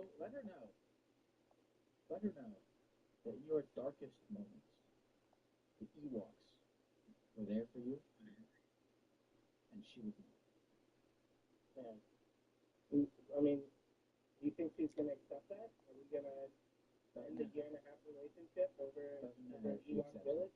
Doesn't matter if she accepts it, alright? You know what? You don't, in order to breaking off a relationship does not require the consent of both parties.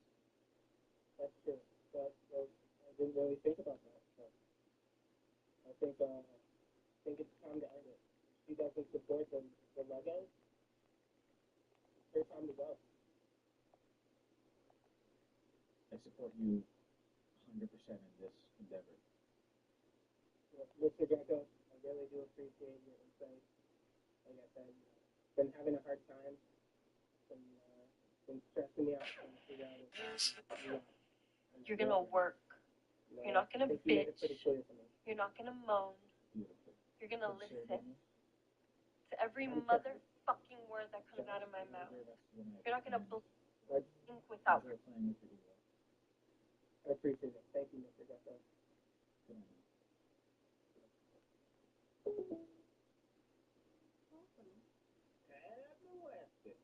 Mission.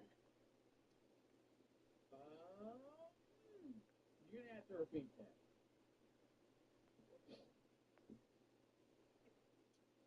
My friend? Where's we the way to go? I don't like the pet peeves of when I'm sitting down and I'm World? And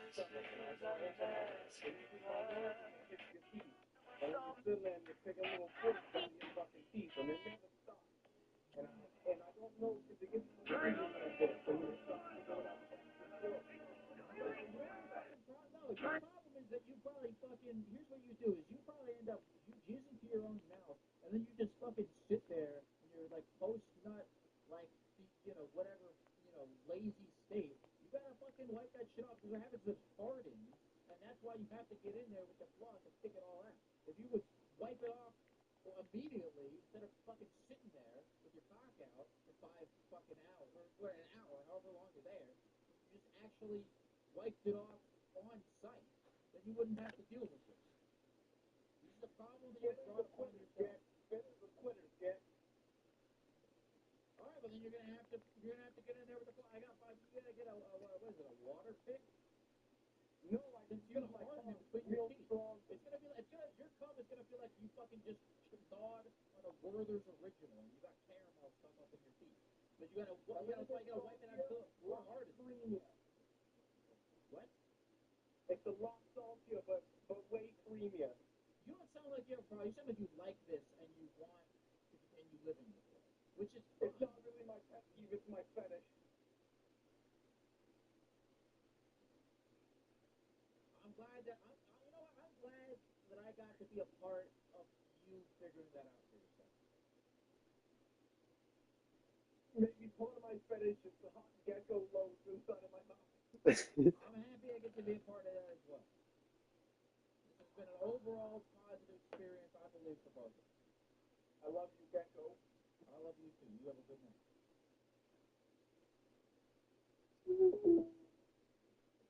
Awesome. Haley. Haley! Yeah? What's up, dude? Stop telling you. I'm alright. I'm in the woods. Well, What are you doing? Are you in the woods? What did you say? This is cool. I didn't think I was actually going to get connected. I didn't think you were either, and here we are. That's what we are right now. We're two people who didn't think that they were going to talk to each other that are now talking to each other. I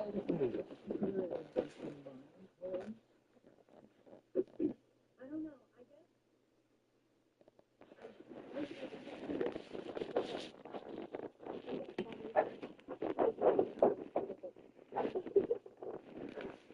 Is there someone in the background with you? Yeah, I have 2 other people with me. It's not one of them, is it? No. What's this question? Well, more specifically for them, it's not one person. It's got to be what this person does. So what's the pet peeve? He's my roommate, and he's so messy. So, like, filthy, disgusting. Okay. Does he leave his dishes to soak? Yeah, kind of, but, But I don't care where he eats, but he doesn't clean up after himself.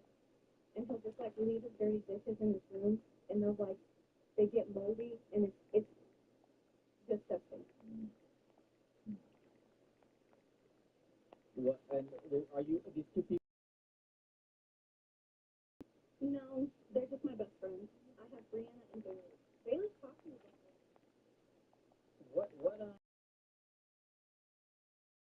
Have you confronted them? Have you talked to them?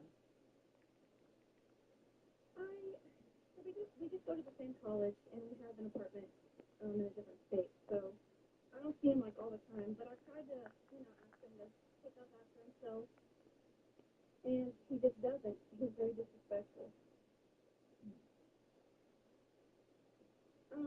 So recently I had COVID and I had to travel back because I couldn't quarantine at home because I lived with my grandma. And I had to open up his room and I went in there and it smelled disgusting. And then I looked in the corner and he had a bottle of piss, like a 2-liter bottle of piss in his room, just sitting there.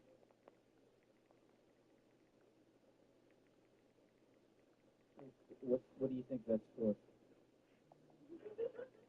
I don't know. Like, the bathroom is maybe 5.5 feet away. You sure it's piss?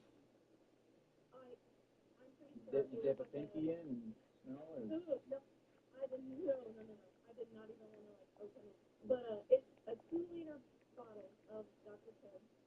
But it's very obviously pee. Like, Is it still? Is the entire thing filled with piss? it's Like it's filled to the cap? It's like, it's not like filled to the cap. It's kind of like he squeezed it to like rip it. But I don't even. Why piss in a bottle if the bathroom's so close? Why leave your dishes so they get more clean? Look, when you're an adult, you get to make your own weird, shitty decisions. I've put some bottles and get shit out before. I'm a messy, disgusting person, and from that, speaking from that perspective, I feel like it's, because he's probably insane. Which I understand because I'm insane as well. Have you confronted him about this? Not the speed. Not the good. speed yet. But You're going to go to the place. no, I'm kind of like anxious. I don't want to just ask him like, hey, why do you pee and bottle and leave it? Good, this is business. But I don't know, like, why are you peeing and bottle? If the bathroom's so close, I just don't understand. What about the common? I think you gotta leave your issues to the common room, right? I mean, what's going on in the common room? That's where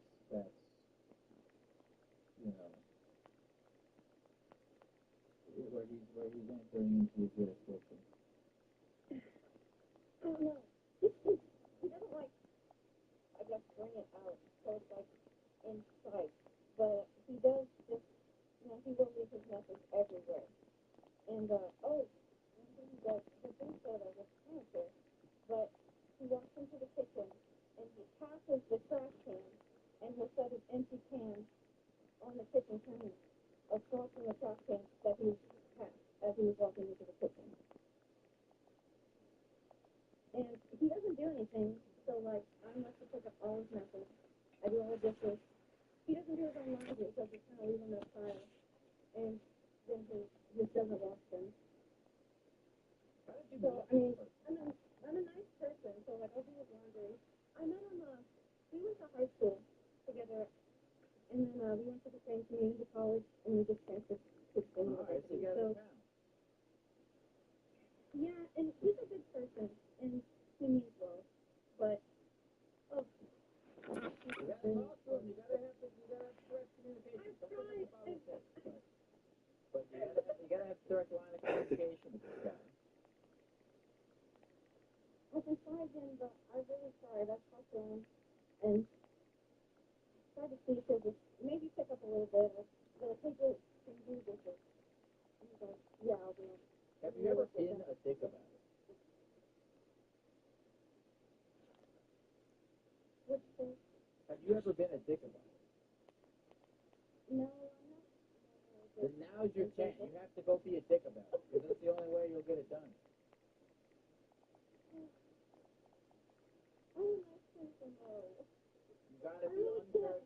You have to step outside of the comfort zone of your own identity that you've crafted for yourself as a nice person, and you have to be a little bit of an asshole. Well, I don't even think that's even being an asshole, but you got to be a little bit more assertive in this endeavor.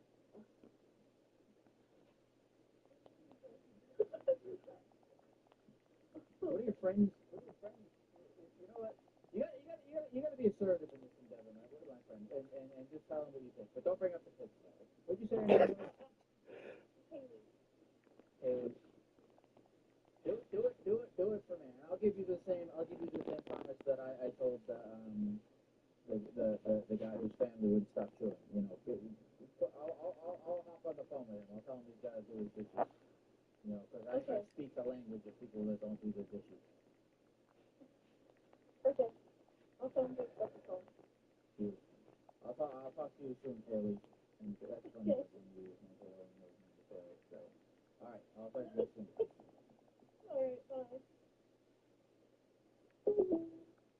Awesome. Edman. Mr. Gecko, how you doing? How you doing, man? What's up with you? Just, dealing with the seasonal stuff, and job issues, but working through it as best I can, but all good there. You guys try to stay positive. That's what I'm trying to do. I agree. What's bother? I know you know the big things bothering you, but what about? Hit me with some minutia, Edman. What are your pet peeves? But let's say I'm talking to somebody, right? Yeah. And I'm talking, and there's somebody random, like you take a sweet old lady, it doesn't have to be a sweet old lady, but she'll just come out of nowhere, and then she'll start talking to the person you're talking to as if you don't exist. That bothers me. You know what I mean? It's like let's say we're talking to each other on the street, right? Yeah. And just say some other random person comes up and goes, oh yeah, you're pickle guy. It's just like a full-on conversation before the fact that I'm talking to you and you're talking to me. I know exactly what you're talking about. I used to kind of make it a point, like if I were ever at like a thing and someone started talking to me, it's hard when you're, because like there's three parties in this, to label them. There's the connect, right? If it's like I'm at a thing and I'm talking to you, and then say someone comes up to me and it's like, oh, you're the gecko guy or whatever, I would notice that, and I would try to bridge together. I used to, cause it feels awkward both if you're both parties in that situation, right? If someone comes up to you and starts talking to you while you're talking to someone else, and I always try to think of like a way to fucking a way to sort of kind of maneuver them into the situation, and like, you know what I mean? I try to plan it, but you can just go, hey, by the way, this is my friend Edman. Oh yeah, include but yeah, and sometimes it's a personal problem of mine because sometimes we'd be having a conversation with somebody, and we would come down and sit down and talk to the person I thought I was having a friendly conversation with the other person, and the other person would think that, and I would just get upset and leave, I usually just leave so that way I don't cause conflict, because you just leave. You ever try to talk to the third party? As long as they're not annoying me, but if I'm annoyed for a particular reason, I'll just walk away because most people are oblivious to the fact that they're annoying you anyway, and sometimes it's best not to just bring up the fact, hey, you're annoying me, I'm talking to them, shut the hell up. Don't want to sit in. Look, I know. It's hard. Look, you gotta be in the like fucking water with that shit. It's hard though, right? You gotta be with the flow. It's like improv. Like all of a sudden someone new has joined the scene, and you gotta keep up with this conversation now. Everything you thought you knew about the social situation that you are in is wrong. You gotta keep up with the fucking new meta. Yeah, and sometimes it's hard to do. Yeah, especially when you want to talk to that person. Especially like it's like, for instance, like you're the gecko guy. Therapy don't know. People want to talk to you. You know?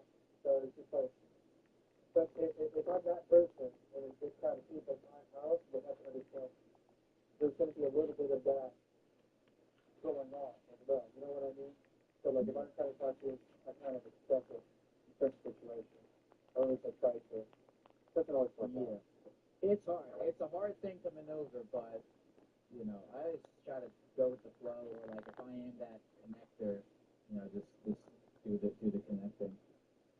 Definitely. But yeah, dude, thank you for calling in, Ed, man, and thank you again for Ed, man. I don't know if I know another, you know, the guy I'm on the phone with, Mr. Edward. He sent me a sword in the mail. Yes. And I have to bring it up every time. Yeah, and the thing is it was an adventure to get it to you, and I'm glad I got it to you. And I'll say that every time. But I don't want to take up much of your time. I know you got like thousands of, hundreds of people wanting to talk to you. So thank you for taking some time and talking to me. I appreciate it. Thank you, man. You have a good rest of the night. You too. You too, man. Bye. That is a tough situation. I get in my fucking head about that though. You know, you think you gotta stay on top. You gotta to be a top player. You gotta stay on top of the meta, and the meta is constantly evolving in a conversation. Awesome. But late. You know, it's all right. It's going okay. I'm in the forest. I'm hanging out. I'm talking to you. What are you up to? You are looking good in the forest, my friend. It's not a compliment. Thank you. I'm doing well. I'm hanging out, watching things. And you know, I had a quick question. Earlier it said, "What's your pet peeve?" Yes, I would love to know what your pet peeve is, but so I'm not only going to give you my pet peeve, but I'm going to ask you some advice on how to handle it, because you know, I think you have a nice filter of what you actually listen to, and my pet peeve is actually loud talkers. Loud talkers. Yeah, you know, when you're in a room with somebody and they feel like they need to yell, especially if it's just a one-on-one conversation. Yeah, no, I'm usually that person. No, but I don't know. Well, what is it specifically about loud talkers that bothers you? Like, I think part of it. It's a good part of it. If you're looking for Service. you know what you should try? I know this. If you look at a loud, these people shit all the time. We got a strike!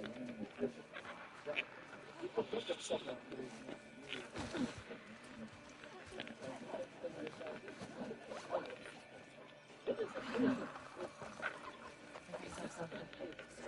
over there! Push